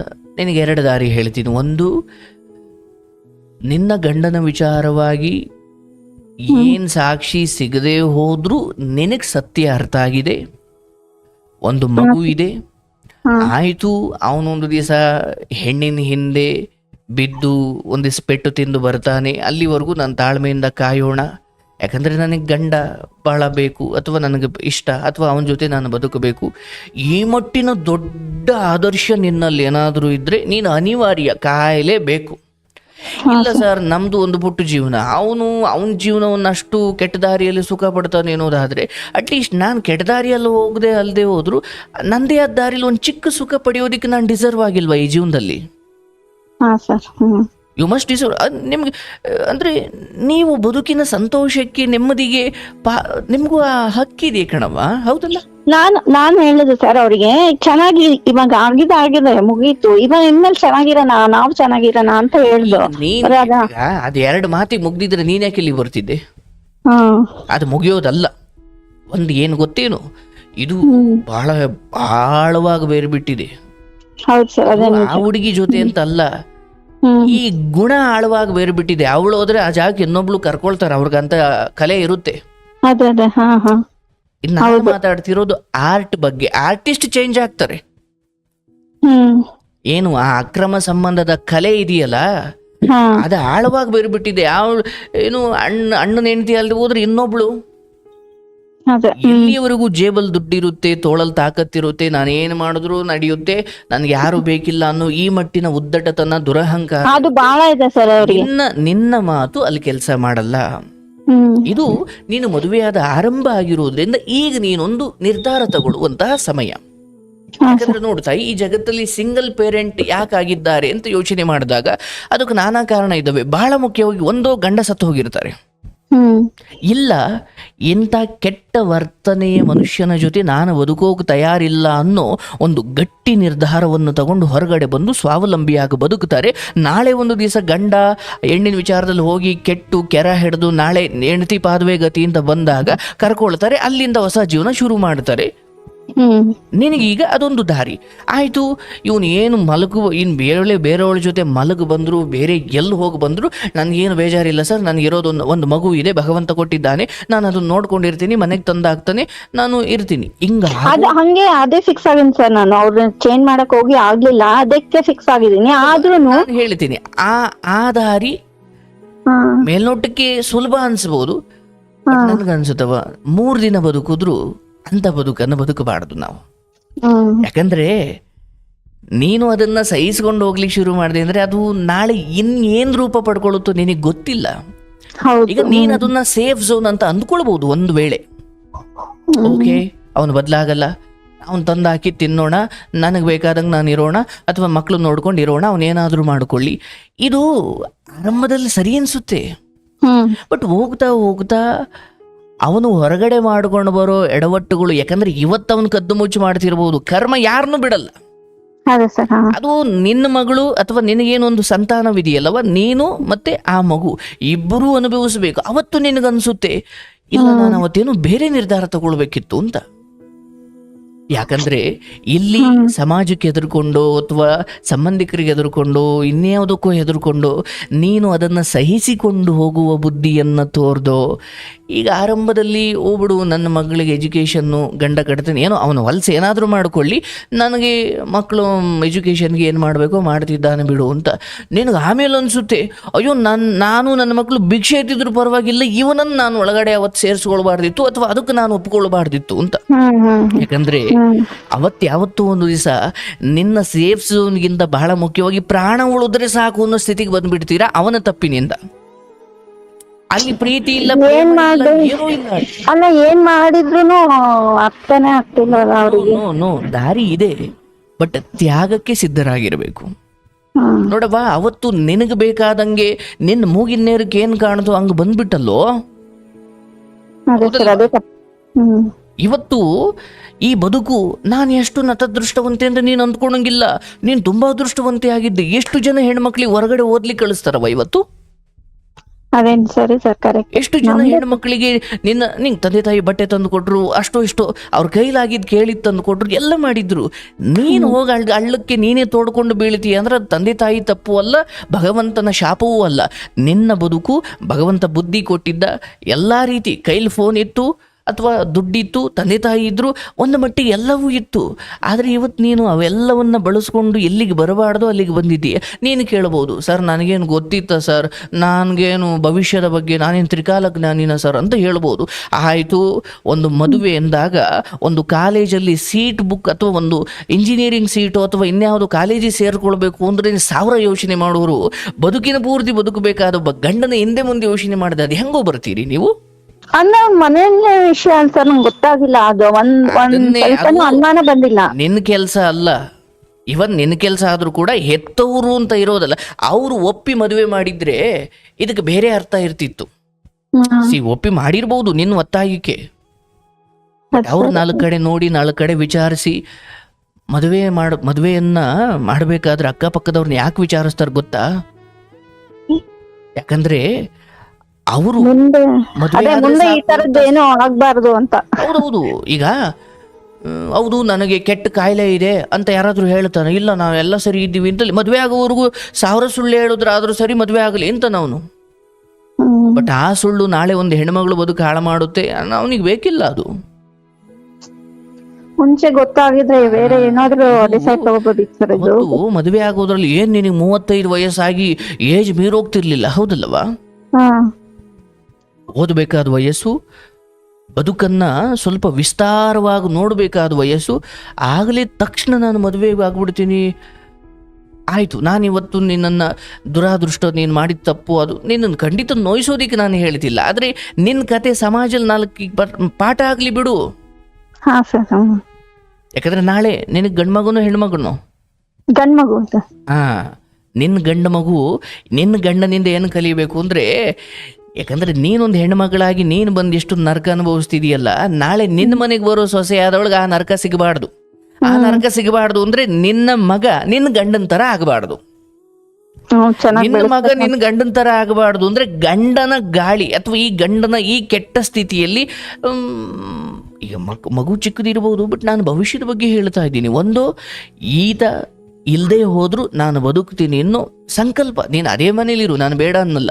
ಆದರೆ ಇವನ ಬಗ್ಗೆ, ಯಾಕಂದ್ರೆ ಹೆಣ್ಣು ಹೆಂಡ ಇವು ಯಾವಾಗ ಎಲ್ಲಿ ಹೆಣ ಮಾಡ್ತಾವೋ ಗೊತ್ತಿಲ್ಲ ತಾಯಿ. ನಿನಗೆ ಅದ್ರ ಬಗ್ಗೆ ಸ್ಪಷ್ಟತೆ ಕೊಡ್ತಾ ಇದೆ. ಈತ ಇಲ್ಲದೆ ಹೋದ್ರು ನಾನು ಬದುಕಬಲ್ಲೆ ಅನ್ನೋ ಇಚ್ಛಾಶಕ್ತಿ ಇಟ್ಕೋ. ಆ್ಯಂಡ್ ಮಗುವನ್ನ ಅಪ್ಪ ಅಮ್ಮನ ಹತ್ರ ಬಿಡ್ತೀವಿ, ಎಲ್ಲಿ ಬಿಡ್ತೀವಿ, ನೀನೊಂದು ಕೆಲಸ ನೋಡ್ಕೋ. ಯಾಕಂದ್ರೆ ಈತನ ಬಂಡವಾಳ ಗೊತ್ತಾದಾಗ ಈತ ದುಡ್ದ ಹಣನೆಲ್ಲ ಅಲ್ಲಿ ಕೊಡೋದು ಇಲ್ಲಿ ಕೊಡೋದು, ನಾಳೆ ನಿನ್ನ ಭಾವನೆಗೆ ಗೊತ್ತಾಗಿ ಅದೇ ನನಗೆ ಯೋಚನೆ ಆಗಿರೋದು. ಏನೋ ಮಾಡ್ಲಿಕ್ಕೆ ನಿಂತ್ಕೊಂಡ್ರೆ ಎಂತ ಭಿಕ್ಷುಕನೇ ಆಗಲ್ಲವಾ? ಅವನ್ ಭಿಕ್ಷುಕನ ಹೆಂಡತಿಯನ್ನು ನೀನ್ ಸುಮ್ನೆ ಹೋಗ್ಬಿಟ್ರೆ ಅವನು ಒಂದೇ ಟಾರ ಹೊಡಿತಾನೆ. ಹೌದೌದು. ಯಾಕಂದ್ರೆ ಹೆಣ್ಣಿನ ವಿಚಾರವೇ ಹಾಗೆ. ಇಡೀ ಇಡೀ ಮಹಾಭಾರತ ರಾಮಾಯಣ ಎಲ್ಲ ನಡೆದಿದ್ದು ರಾಮನ ಸ್ವಂತವಾದ ಹೆಂಡತಿಯನ್ನ ರಾವಣಕ್ಕೆ ಎನ್ಕಿದ್ದಕ್ಕೆ ರಾಮಾಯಣ ನಡೀತು. ಹ್ಮ್ ಇಲ್ಲಿ ಪಾಂಡವರ ಹೆಂಡತಿಯಾದ ದ್ರೌಪದಿಯನ್ನ ವಸ್ತ್ರಾಪಹರಣ ಮಾಡಿದ್ದಕ್ಕಾಗಿ ಮಹಾಭಾರತ ನಡೀತು. ಅಂದ್ರೆ ಹೆಣ್ಣಿನ ವಿಚಾರವೇ ಹಾಗೆ. ಹಣದ ವಿಚಾರದಲ್ಲಿ ಸ್ವಲ್ಪ ಎಡವಟ್ಟಾದ್ರೂ ಜೀವ ಅಪಾಯಕ್ಕೆ ಏನು ತೊಂದರೆ ಇಲ್ಲ, ಜೀವ ಅಪಾಯ ಇಲ್ಲ. ಆದ್ರೆ ಹೆಣ್ಣಿನ ವಿಚಾರದಲ್ಲಿ ತೊಂದರೆ ಆಯಿತು ಅಥವಾ ತಪ್ಪು ಹೆಜ್ಜೆ ಇಟ್ನೋ ಅದು ಇವತ್ತಲ್ಲ ನಾಳೆ. ಯಾಕಂದ್ರೆ ಆ ಚಪಲವೇ ಹಾಗೆ. ಒಂಚೂರು ಅರ್ಧ ಹೋಗಿ ಅನುಭವಿಸಿ ಆಮೇಲೆ ವಾಪಸ್ ಬಿಡೋಣ ಅಂತ ನಿನಗೆ ಅನ್ಸೋದೇ ಇಲ್ಲ, ಒಳಗೆ ನುಗ್ತಾ ಇರ್ತೀಯ. ಅಂದ್ರೆ ಈಗ ಆಗಲೇ ಅಷ್ಟು ದೂರ ಹೋಗಿರೋನು ನಿನಗೋಸ್ಕರ ಮತ್ತೆ ನಿನ್ನ ಒಂದೆರಡು ಒಳ್ಳೆ ಮಾತಿಗೆ ವಾಪಸ್ ಬಂದ್ಬಿಡ್ತಾನೆ ಅಂದ್ರೆ ಅದು ಸುಳ್ಳು. ನಾನ್ ಪ್ರಯತ್ನ ಮಾಡಿ ನೋಡಿದೀನಿ ಬಿಡಿ, ಸಾಧನೆ ಇಲ್ಲ. ನಿನಗೆ ನಾನು ಹೇಳೋದು ಎರಡು ಆಯ್ಕೆ. ಒಂದೋ ಇಲ್ಲ ನಾನು ಪ್ರತ್ಯೇಕವಾಗಿ ಬದುಕ್ತೀನಿ, ಜಗತ್ತು ಏನಾದ್ರು ಅನ್ಲಿ, ನಾನು ಇವನಿಗೆ ನನ್ನ ಮೇಲೆ ನಿಜಕ್ಕೂ ಪ್ರೀತಿ ಇದ್ರೆ ಬಿಟ್ಟು ಬರ್ತಾನೆ. ಇಲ್ಲ ನನ್ನ ಶಕ್ತಿ ಇದೆ, ಈಗ ಹತ್ಕೊಂಡು ಕೂತ್ಕೊಳ್ಳೋ ವಯಸ್ಸಲ್ಲ, ದುಡಿಯೋ ವಯಸ್ಸು. ಮುಂದೆ ನಾನು ಇವನಿಗೋಸ್ಕರ ಇನ್ನು 5 ವರ್ಷ ಹತ್ಕೊಂಡು ಇವನು ಸರಿ ಮಾಡಿಕೊಂಡು ನಾಳೆ ಏನೋ ಆಗಿ ಒಂಟಪ್ಪ ಇವನು ಎಲ್ಗೋ ಹೋದ ಅಥವಾ ಏನೋ ಆಗಿ ಒಂಟೆ ಹೋದ, ನಾಳೆ ನೀನು ಅನಾಥ ಆಗ್ತೀಯ. ಈ ದುಡಿಯೋ ವಯಸ್ಸು, ಓದೋ ವಯಸ್ಸಲ್ಲಿ ಓದೋದಾದ್ರೂ ಓದಲಿಲ್ಲ, ಅಟ್ಲೀಸ್ಟ್ ದುಡಿಯೋ ವಯಸ್ಸಲ್ಲಿ ದುಡಿಬೇಕು. ಸರಿ ಸರ್. ಹಾಗಾಗಿ ಇಲ್ಲಿ ಇವನ ವಿಚಾರದಲ್ಲಿ ಆ ಪ್ರೀತಿ ಮಾಡೋ ಸಮಯದಲ್ಲಿ ಏನು ಈ ಉಲ್ಲಾಸದ ಮಳೆ ಅವೆಲ್ಲ ಚಿತ್ರ ಸಿನಿಮಾಗಳು ಅದೆಲ್ಲ ಅಲ್ಲ, ಬದುಕು ಬೇರೆ ಇದೆ. ಈಗ ಒಂದು ಮಗು ಆಗಿದೆ, ಒಬ್ಬ ತಾಯಿ ಸ್ಥಾನಕ್ಕೆ ಪ್ರಮೋಷನ್ ಆಗಿದೆ ನಿನಗೆ, ಹೌದಲ್ಲ? ಹಾಗಿದ್ದಾಗ ಇವನು ತನ್ನ ಚಟವನ್ನ ಬಿಡ್ತಾ ಇಲ್ಲ. ಅವನಿಗೆ ಹೆಂಡತಿ ಮಕ್ಕಳಿಗಿಂತ ಚಟವೇ ಮುಖ್ಯವಾಗಿದೆ ಅನ್ನೋದಾದ್ರೆ ಆತನ ದಾಂಪತ್ಯಕ್ಕೆ ಅಥವಾ ಮದುವೆಗೆ ಅಯೋಗ್ಯ. ಆತನ ಯಾವುದೋ ತಪ್ಪನ್ನ ಮುಚ್ಚಿಕೊಳ್ಳೋದಿಕ್ಕೆ ನಿನ್ನನ್ನು ಬಲಿ ಪಡ್ಕೊಂಡಿದ್ದಾರೆ. ಈಗ ನಾನು ಅದನ್ನ ಅಂತಿಮ ಅಥವಾ ಇದನ್ನ ಯಾವತ್ತೂ ಆತ ಬದಲಾಗೋದೇ ಇಲ್ಲ ಅಂತ ನಾನು ಹೇಳಲ್ಲ. ಆದ್ರೆ ಇಂಥವ್ರು ಯಾವಾಗ ಬದಲಾಗ್ತಾರೆ ಅಂದ್ರೆ, ಒಂದೋ ಇವ್ರ ಕೈಲಿ ದುಡ್ಡು ಖಾಲಿ ಆಗಬೇಕು, ಇಲ್ಲ ಇವರ ದೇಹದಲ್ಲಿರುವ ಶಕ್ತಿ ಹೊರಟೋಗ್ಬೇಕು, ಇಲ್ಲ ಯಾವುದೋ ರಸ್ತೆಯಲ್ಲಿ ಅಪಘಾತ ಕೈಯೋ ಕಾಲ ಮುರ್ಕೊಂಡು ಮಂಚ ಹಿಡಿಬೇಕು, ಸಾವಿನ ಹಾಸಿಗೆ ಹಿಡಿದಾಗ ಬೇರೆ ಗತಿ ಇಲ್ವಲ್ಲ ಅವಾಗ. ಅವಾಗ ನೀನ್ ಬೇಕು, ಬದಲಾದ್ರೆ ಏನು ಪ್ರಯೋಜನ ಇಲ್ಲ ಅವಾಗ. ನಾವ್ ಹಂಗ ಹೇಳ್ಬಾರ್ದು, ಬಟ್ ಪ್ರಯೋಜನ ಇಲ್ಲ. ಅದಕ್ಕೆ ನೀನು ಬುದ್ಧಿವಂತಳಾಗು. ಯಾಕಂದ್ರೆ ಅವನನ್ನು ಬೈಯು ಒಡಿ ಇಲ್ಲ, ಅದು ಹೋಗ್ಬಿಟ್ಟಿದೆ. ಅದು ಅಂಗನವಾಡಿಲಿಲ್ಲ, ಈಗ ಅದು ಅಕ್ರಮ ವಿಚಾರದಲ್ಲಿ ಡಿಗ್ರಿ ಮಾಡ್ತಾ ಇದೆ. ಈಗ ನೀನು ಅದಕ್ಕೇನೂ ಹೇಳಲಿಕ್ಕಾಗಲ್ಲ. ನೀನೇನು ಮಾಡ್ಬೋದು, ಅವತ್ತು ನಿನ್ನ ತಪ್ಪು ನಿರ್ಧಾರ ಇಲ್ಲಿಗೆ ಕರ್ಕೊಂಡು ಬಂದಿದೆ ಅನ್ನೋದಾದ್ರೆ ಇವತ್ತೊಂದೊಳ್ಳೆ ಸರಿ ನಿರ್ಧಾರ ತಗೋ. ಸ್ವಲ್ಪ ಕಷ್ಟ ಆಗಬಹುದು, ಸ್ವಲ್ಪ ಅನ್ಕಂಫರ್ಟಬಲ್ ಅಂತ ಅನ್ನಿಸಬಹುದು, ಬಟ್ ಸ್ವಲ್ಪ ನಿನ್ನ ದೇಹಕ್ಕೆ ಬೆಳಿಗ್ಗೆ 7 ಗಂಟೆಗೆ ಊಟ ಮಾಡೋದು ರೂಢಿ ಮಾಡಿಸ್ಬಿಟ್ಟೆ, 1 ತಿಂಗಳು ಅಂದ್ಕೋ, 8 ಗಂಟೆಗೆ ಹೊಟ್ಟೆ ಸಿಗ್ತತೆ. ನೀನು 12 ಗಂಟೆಗೆ ರೂಢಿ ಮಾಡಿಸ್ತೆ ಅಂದ್ಕೋ, ಒಂಚೂರು ಕಷ್ಟ ಆದ್ರೂ ಪರವಾಗಿಲ್ಲ, 12 ಗಂಟೆ ತನಕ ಹಸುವೆ ಆಗಲ್ಲ. ಅಂದ್ರೆ ದೇಹ ಆಗ್ಲಿ ಮನಸ್ಸಾಗಲಿ ನೀನ್ ಯಾವ್ದನ್ನು ರೂಢಿ ಮಾಡಿಸ್ತೀಯೋ ಅದನ್ನು ಕಲಿಯುತ್ತೆ. ಹಾಗಾಗಿ ಮಗುವನ್ನ ನೋಡಿಕೊಂಡು, ಇಲ್ಲ ಅಮ್ಮಮ್ಮನ ಮೇಲೆ ಬಿಟ್ಟು, ಇಲ್ಲ ಗಂಡನಿಗೆ, ಯಾಕಂದ್ರೆ ಇದು ಪುರಾವೆ ಸಿಗೋದು ಯಾವಾಗ, ಸಾಕ್ಷಿ ಸಿಗೋದು ಯಾವಾಗ, ನೀನು ನ್ಯಾಯ ಕೂರಿಸೋದು ಯಾವಾಗ, ಆ ನ್ಯಾಯದಲ್ಲಿ ನಿನಗೆ ಗೆಲುವು ಸಿಗುತ್ತೆ ಅನ್ನೋ ಖಾತ್ರಿ ಆದ್ರೂ ಏನು ಅದ್ರಲ್ಲಿ ನಂಬಿಕೆ ಇಲ್ಲ ಬಿಡು ಸರ್. ಯಾಕಂದ್ರೆ ಅದು ನಾನ್ ಮಾಡಿ ನೋಡಿದೀನಿ, ಯಾವ್ದೂನು ಇದು ಮಾಡಲ್ಲ ಅವ್ರು. ಯಾಕಂದ್ರೆ ಇಲ್ಲಿ ದುಡಿಯೋ ಕೈ ಅಲ್ವನ್ನವ ಆತನದ್ದು, ಯಾರು ಅಷ್ಟು ಬೇಗ ಎದುರು ಹಾಕೊಳ್ಳಲ್ಲ. ಅವ್ರಮ್ಮ ಅವರಪ್ಪ ಈಗೆಲ್ಲ ಮತ್ತೆ ಅವ್ರು ಒಟ್ಟಿಗೆ ಆಗಿದ್ದಾರೆ ಸರ್. ಅಂದ್ರೆ ಅವರೆಲ್ಲ ಓಡಾಡ್ತಾರೆ, ಇದು ಮಾಡ್ತಾರೆ. ನಾನು ಹೋಗಲ್ಲ ಅವ್ರ ಮನೆಗೆ, ಅವರೆಲ್ಲ ಚೆನ್ನಾಗಿದ್ದಾರೆ. ಈಗ ಕಡೆಗೆ ಅವ್ರು ಅದ್ ಹಂಗೇನವ, ಅವ್ರ ಅಣ್ಣ ತಮ್ಮದಿರು ಒಂದು ಕೋಳಿ ಕುಯ್ದ್ರೆ ಒಂದಾಗ್ಬಿಡ್ತಾರೆ. ನೀನ್ ದ್ವೇಷ ಕಟ್ಕೊಂಡು ಅಥವಾ ನೀನ್ ಇವನ್ನೆಲ್ಲ ತಪ್ಪು ಹುಡುಕು, ಹೆಂಡತಿ ಆಗದ್ ಸಹಜ. ನಿನ್ನ ವಸ್ತುವನ್ನ ಯಾರು ಬೇರೆಯವರು ಬಳಸ್ತಾರೆ ಅಥವಾ ನಿನ್ನ ವಸ್ತುವೇ ಇಷ್ಟೊಂದು ಭ್ರಷ್ಟವಾಗಿದೆ ಎಂದಾಗ ದುಃಖವಾಗುತ್ತೆ. ಬಟ್ ಏನಾಯ್ತು, ಯಾಕೋ ಹಿಂಗೆ ಆಗ್ಬಿಟ್ಟಿದೆ, ಈಗೇನು ಮಾಡೋದು, ಉಳಿದಿರೋ ದಾರಿ ಏನು? ಎಮೋಷ್ನಲ್ ಆಗಿ ಫೂಲ್ನೆಸ್ ತೋರಿಸ್ಬೇಡ ಈಗಲೂ. ಅವಾಗ ಪ್ರೀತಿ ಮಾಡ್ಬೇಕಾದ್ರೆ ಏನು ಎಮೋಷನಲ್ ಫೂಲಿಶ್ನೆಸ್ ಆಗಲ್ಲ. ಈಗ ಸ್ವಲ್ಪ ಬುದ್ಧಿ ಬಳಸು, ಯಾಕಂದ್ರೆ ಮಗು ಇದೆ. ಆಯ್ತು, ಇವನು ಎಲ್ಲಾದ್ರೂ ಹೋಗ್ಲಿ, ಎಲ್ಲಾದ್ರೂ ಮಲಗ ಬರ್ಲಿ, ನನಗದು ಬೇಡ. ನಾನು ಅವನ ಜೊತೆ ಯಾವುದೇ ದೈಹಿಕವಾದ ಸಂಪರ್ಕ ಇಟ್ಕೊಳ್ಳೋದಿಲ್ಲ. ಏನು ಕೊಡ್ತಾನೆ ಅದನ್ನ ಈಸ್ಕೊಳ್ತೀನಿ, ಮಗನ್ ಚೆನ್ನಾಗಿ ನೋಡ್ಕೊಳ್ತೀನಿ, ನಾನು ಆರೋಗ್ಯ ಚೆನ್ನಾಗಿ ನೋಡ್ಕೊಳ್ತೀನಿ, ಅಷ್ಟು ಹೊರಗಡೆ ಹೋಗಿ ನಾನು ದುಡಿತೀನಿ. ಇವನು ಎಂದು ಬದಲಾಗ್ತಾನೋ ಆಗದೆ ಹೋದ್ರು ಏನು ತೊಂದರೆ ಇಲ್ಲ. ಇಲ್ಲ ಈ ಮನಸ್ಥಿತಿ ಇಲ್ಲಿ ಬದುಕು, ಇಲ್ಲ ಅಲ್ಲ ಸರ್. ಈಗ ನೀವ್ ಹೇಳಿದ್ರಲ್ಲ, ಇದ್ರಲ್ಲೇ ನಾನು ಇರೋದು, ಆದ್ರೂನು ಮತ್ತೆ ಅದೇ ಯೋಚನೆ ಬರ್ತಿರುತ್ತೆ ನನಗೆ. ಎಲ್ಲಿ ಏನ್ ಕೆಲಸ ಮಾಡಕ್ ಆಗ್ತಿಲ್ಲ ಏನು. ಆ ತ್ಯಾಗನೇ ನಾನು ಹೇಳ್ತಾ ಇರೋದು. ಜೊತೆಲೇ ಇದ್ದು ನಿರ್ಲಕ್ಷ್ಯ ಮಾಡ್ಲಿಕ್ಕೆ ಒಂದು ದೊಡ್ಡ ತಾಕತ್ತು ಬೇಕು. ಜೊತೆಲೇ ಇದ್ದು ಅದನ್ನ ಗಮನ ಕೊಡದೆ ನಿನ್ನನ್ನು ನೀನು ಸಂತೋಷವಾಗಿ ಇಟ್ಕೊಳ್ಳೋಕೆ ಬೇರೆಯದೇ ತಪಸ್ಸಬೇಕು. ಈಗ ಇದು ನಮ್ಮ ಮನೆ ಹತ್ರನೇ ಅಲ್ಲ ಸರ್ ಮನೆ ಇರೋದು, ಅವ್ರೀಗ ಮಾತಾಡೋದಾಗ್ಲಿ ಇದು ಮಾಡಿದ್ರೆ ನನಗೆ ಅದು ಬೇಜಾರಾಗೋದು. ನನ್ನ ಪಾಲಿಗೆ ಅವನು ಇಲ್ವೇ ಇಲ್ಲ ಅಂದ್ಕೊಂಡಾಗ ಅವ್ನು ಎಲ್ಲಿ ಹೋದ್ರು ನಿನಗೇನವ.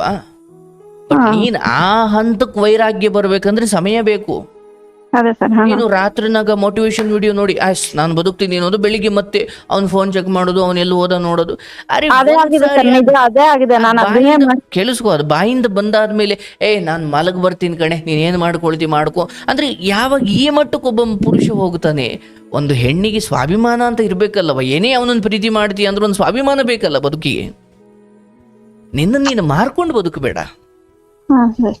ನಾನು ಅವಳ ಜೊತೆನೆ ಮಲಗ ಬರ್ತೀನಿ ಏನೇ ಮಾಡ್ತೀಯ ಅಂದಾಗ, ಅರೆ ನಿಂದೊಂದು ಬದುಕು ಇದೆ. You are so precious. ನೀ ಈ ಜೀವ ಜಗತ್ತಲ್ಲಿ ನೀನು ಒಂದು ಅದ್ಭುತವಾದ ಸೃಷ್ಟಿ. ನನಗೆ ಮುಂಚೆ ಅದೇ ಯೋಚನೆ ಬರುತ್ತೆ ಸರ್, ಮುಂಚೆ ಹೇಳಿದ್ರೆ ಇದು ಆಗ್ತಿತ್ತು, ಇವಾಗ ಹಿಂಗ್ ಮಾಡಿದ್ರಲ್ಲ ನಮ್ ಲೈಫ್ ಹಿಂಗ್ ಆಯ್ತಲ್ಲ ಅಂತಾನೆ. ಪ್ರಯೋಜನ ಇಲ್ಲ ಬಾಬಾ ಅಂದ್ರೆ ನೀನು ಕಲ್ಪನೆ ಮಾಡ್ಕೊಳ್ಬಹುದು, ಅಯ್ಯೋ ನಾನು ಹಂಗಿರ್ಬೋದಿತ್ತು ಹಿಂಗಿರ್ಬೋದು. ಅದು ಹೆಂಗೆ ಅಂದ್ರೆ ಎಕ್ಸಾಮ್ ಬರ್ದು ಆಚೆ ಬಂದಾದ್ಮೇಲೆ ಅನ್ಸುತ್ತಂತೆ, ಅಯ್ಯೋ ನಾನು ಇದು ಗೊತ್ತಿತ್ತಲ್ಲ ಯಾಕೆ ಬಿಟ್ಟು ಬಂದೆ ಅಂತ. ಹಂಗೆ ಆಗಿತ್ತು ನಿನ್ ಕತೆ. ಸೊ ಎಕ್ಸಾಮ್ ಆನ್ಸರ್ ಪೇಪರ್ ಕೊಟ್ಟು ಎಕ್ಸಾಮ್ ಹಾಲಿಂದ ಆಚೆ ಬಂದಾದ್ಮೇಲೆ ನಿನ್ಗೆ ಉತ್ತರ ನೆನಪಾದ್ರೆ ಏನರ್ಥ ಇದೆ ಅದಕ್ಕೆ? ಹಾಗಾಗಿ ಅದಕ್ಕೆ ದೂಷಿಸ್ಕೊಳ್ಳೋದಕ್ಕಿಂತ, ಅದಕ್ಕೆ ಕುಗ್ಗೋದಕ್ಕಿಂತ ಸರಿ ಉಳಿದಿರೋ ದಾರಿ ಏನು? ಅಲ್ಲ ನಂಗೆ ಅವ್ರು ಇದನ್ ಮಾಡದೆ ಮನೆ ಎದುರಿಗೆ ಇದು ಮಾಡೋದು ಮಾತಾಡೋದು ಅದೇ ಎಷ್ಟ್ ಸತಿ ನಾವು ಹೇಳೋದು ನಿನ್ಗೆ, ಮಗು ನಿನಗೆ ಬೇಕು, ನಿನ್ ನಾಳೆ ಜೀವನ ಚೆನ್ನಾಗಿರ್ಬೇಕು ಅಂದ್ರೆ ಅವರಿಬ್ರು ಏನೋ ಟೇಪ್ ರಿಕಾರ್ಡರ್ ಹಾಕೊಂಡು ಇಬ್ರು ಒಪ್ಕೊಂಡು ಡ್ಯಾನ್ಸ್ ಮಾಡ್ತಿದ್ರು, ನಿನ್ಗೇನೂ ಆಗೋದಿಲ್ಲ. ಹಂಗಿರ್ಬೇಕು ಅಂದ್ರೆ ನೀನ್ ಅಲ್ಲಿ ಇರ್ತೀಯ, ಇಲ್ಲ ಅಂದ್ರೆ ನಿನ್ನೂ ನೆಮ್ಮದಿಯಾಗಿಡ್ಲಿಕ್ಕೆ ಸಾಧ್ಯನೇ ಇಲ್ಲ. ಕಷ್ಟ ಅದೇ ಇರಕ್ ಆಗ್ತಿಲ್ಲ ಸರ್. ಅದಕ್ಕೆ ಒಂದು ಜಾಗ ಚೇಂಜ್ ಮಾಡ್ಬೇಕು, ಸ್ಥಳ ಚೇಂಜ್ ಮಾಡಬೇಕು, ಸ್ವಲ್ಪ ಬಿಡುವಿರುವ ಮನಸ್ಸನ್ನ ಬೇರೆ ಬೇರೆ ವಿಚಾರದಲ್ಲಿ ತೊಡಗಿಸ್ಬೇಕು. ಹೌದಲ್ಲ? ಯಾಕಂದ್ರೆ ಖಾಲಿ ಇರುವ ಮನಸ್ಸಿದೆಯಲ್ಲ, ಅದು ಒಂದು ದೆವ್ವದ ಮನೆಯಂತೆ. ಯಾವಾಗಲೂ ಒಂದೊಳ್ಳೆ ವಿಚಾರದಲ್ಲಿ, ಅದು ಆದಾಯದ ದುಡಿಮೆ ವಿಚಾರದಲ್ಲೂ. ಈಗ ನಾವು ಸಂಗೀತ ಎಲ್ಲೂ ಹೋಗಿ ಹಾಡೋದು ಬೇಕಿಲ್ಲ, ಬಟ್ ಹಾಡ್ತಾ ಕೂತ್ಕೊಳ್ಳೋದ್ರಿಂದ ಅದ್ ನಮಗೆ ಲಾಭ ಇಲ್ಲಿ ಇರ್ಬೋದು, ಬಟ್ ಮನ್ಸಿಗೆ ಆನಂದ, ನೆಮ್ಮದಿ ಇರುತ್ತೆ. ಅಂದ್ರೆ ಬದುಕಲ್ಲಿ ಎರಡು ರೀತಿ ಆದಾಯ ತರುವ ತೊಡಗುವಿಕೆಗಳು ಒಂದು ಕಡೆ ಆದ್ರೆ, ಆದಾಯ ತರಲ್ಲ ಬಟ್ ಮನಸ್ಸಿಗೆ ನೆಮ್ಮದಿ ತರ್ತವೆ. ಸೊ ಈ ಆದಾಯ ತರುವುದು ಅಥವಾ ನೆಮ್ಮದಿ ತರುವುದು, ಇವೆರಡರ ಒಂದು ನೀನು ಯಾವಾಗಲೂ ನಿರತರಾಗಿರ್ಬೇಕು. ನೀನು ಬಿಡುವಿದ್ದೀಯ ಅಂದ್ರೆ ಅಲ್ಲಿ ಬೇಡದ ನೆಗೆಟಿವ್ ಥಾಟ್ಸ್, ಅದನ್ನೇ ನಾವು ಡೆವಿಲ್ಸ್ ಅಂತ ಕರಿತೀವಿ. ಆ ಡೆವಿಲ್ಸ್ ಹೋಮ್ ಆಗ್ಬಿಡುತ್ತೆ ನಿನ್ನ ಅಂತರಂಗ. ಸೊ ಇದೊಂದು ತಪಸ್ಸವ, ಇದನ್ನ ಇನ್ನರ್ ಇಂಜಿನಿಯರಿಂಗ್ ಅಂತಾರೆ. ಅಂದ್ರೆ ನಿನ್ನ ಮನಸ್ಸನ್ನ ನಿನಗೆ ಬೇಕಾದಂಗೆ ನೀನು ಕನ್ಸ್ಟ್ರಕ್ಟ್ ಮಾಡ್ಕೊಳ್ಬೇಕು. ಅದು ನಿನ್ನಿಂದ ಸಾಧ್ಯ ಇದೆ. ಹೌದು, ಬೆಳಿಗ್ಗೆ ಎದ್ದು ಹೇಳ್ತೀನಿ ತಕ್ಷಣ ಅವನ ಅಲ್ಲಿಗೋಗಿರ್ಬೋದಾ, ಅವಳ ಫೋನ್ ಮಾಡಿರ್ಬೋದಾ, ಅಯ್ಯೋ ಅವರಿಬ್ರು ಮಾತಾಡ್ತಿರ್ಬೋದಾ, ಇವರಿಬ್ರು ನೋಡ್ತಿರ್ಬೋದಾ. ಅರೆ ನೀನು ಅದನ್ನು ತ್ಯಜಿಸಿ ತುಂಬಾ ದಿನ ಆಗೋಯ್ತು ಅಂದ ಮೇಲೆ, ಅಂದ್ರೆ ನೀನು ಹಾಗಿರ್ಬೇಕು ಅನಿವಾರ್ಯ. ಇಲ್ಲಾಂದ್ರೆ ನಿನಗೆ ನೀನು ದುಃಖ ಕೊಟ್ಟುಕೊಂಡು ನಾಳೆ ಏನೋ ರೋಗ ಬಂದು ಕಡೆಗೆ ಇವತ್ತೇ ಹಿಂಗೆ ಏನು ರೋಗ ಬಂದು ಮಲ್ಕೊಂಡ್ರೆ ನೀನು ಏನಕ್ಕೂ ಬೇಡ ಅಂದಾಗ ನೀನು ನರಕ ಅನುಭವಿಸ್ಬಿಡ್ತೀಯ. ಅವತ್ತು ರೋಗ ಬಂದು ಐಸಿಯುನಲ್ಲಿ ಮಲಗಿದೀಯಾ, ಗಂಡ ಹೇಳ್ತಾನೆ ಅಥವಾ ಡಾಕ್ಟರ್ ಹೇಳ್ತಾರೆ, ನೋಡಮ್ಮ ನಿನ್ನ ಗಂಡ ಸರಿ ಹೋಗ್ತಾನಂತೆ, ಪರವಾಗಿಲ್ವಾ, ಅಯ್ಯೋ ಅವನ ಹಾಳಾಗೋಲಿ ನನ್ನ ಬದುಕು ಸಾಚೆ ಕಳ್ಸಪ್ಪ ಅಂತೀಯ ನೀನು. ಅಂದ್ರೆ ಬದುಕಿನ ವಿಚಾರ ಬಂದಾಗ ಇವೆಲ್ಲ ನಗಣ್ಯನವ. I love you, I miss you, ಅಯ್ಯೋ ನಾನು ನಿನ್ ಬಿಟ್ರೆ ಇರೋಕ್ಕಾಗಲ್ಲ, ಇವೆಲ್ಲ ಎಲ್ಲಿವರೆಗೂ ಅಂದ್ರೆ ಆರೋಗ್ಯ ಚೆನ್ನಾಗಿರೋವರೆಗೂ. ಒಂದು ಸಾರಿ ಆರೋಗ್ಯದ ಪೆಟ್ಟು ತಿಂದು ಅಯ್ಯೋ ನನ್ಗೆ ಯಾರು ಬೇಡ, ಭಿಕ್ಷೆ ಬೇಡ ಆದ್ರೂ ಬದುಕೊಂಡ್ಬಿಡ್ತೀನಿ, ನನ್ನ ಬದುಕು ಸಾಚೆ ಕಳಿಸ್ರಪ್ಪ ಅಂತೀರ. ಅದು ಬದುಕಬೇಕು ಅನ್ನೋ ಹಸಿವು ಮನುಷ್ಯನ ಕಣಕಣದಲ್ಲೂ ಭಗವಂತ ತುಂಬಿದ್ದಾನವ್ವ.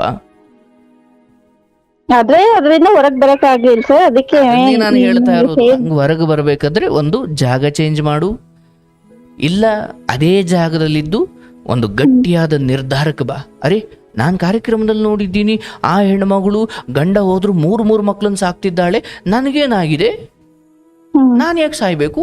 ಅಥವಾ ವಿಡಿಯೋಸ್ ಇದು ಎಲ್ಲ ಕೇಳಿ ನಾನು ಹಂಗೆ ಸ್ವಲ್ಪ ಇದು ಬದಲಾಗಿದ್ವಿ, ಆದ್ರೂನು ಮನಸ್ಸಿನ ಕಂಟ್ರೋಲ್ ಅನ್ನೋ ಈ ಚಿಕ್ಕ ತರಂಗವನ್ನ ಕಿತ್ತೆಸಿಬೇಕು ಮೊದ್ಲು.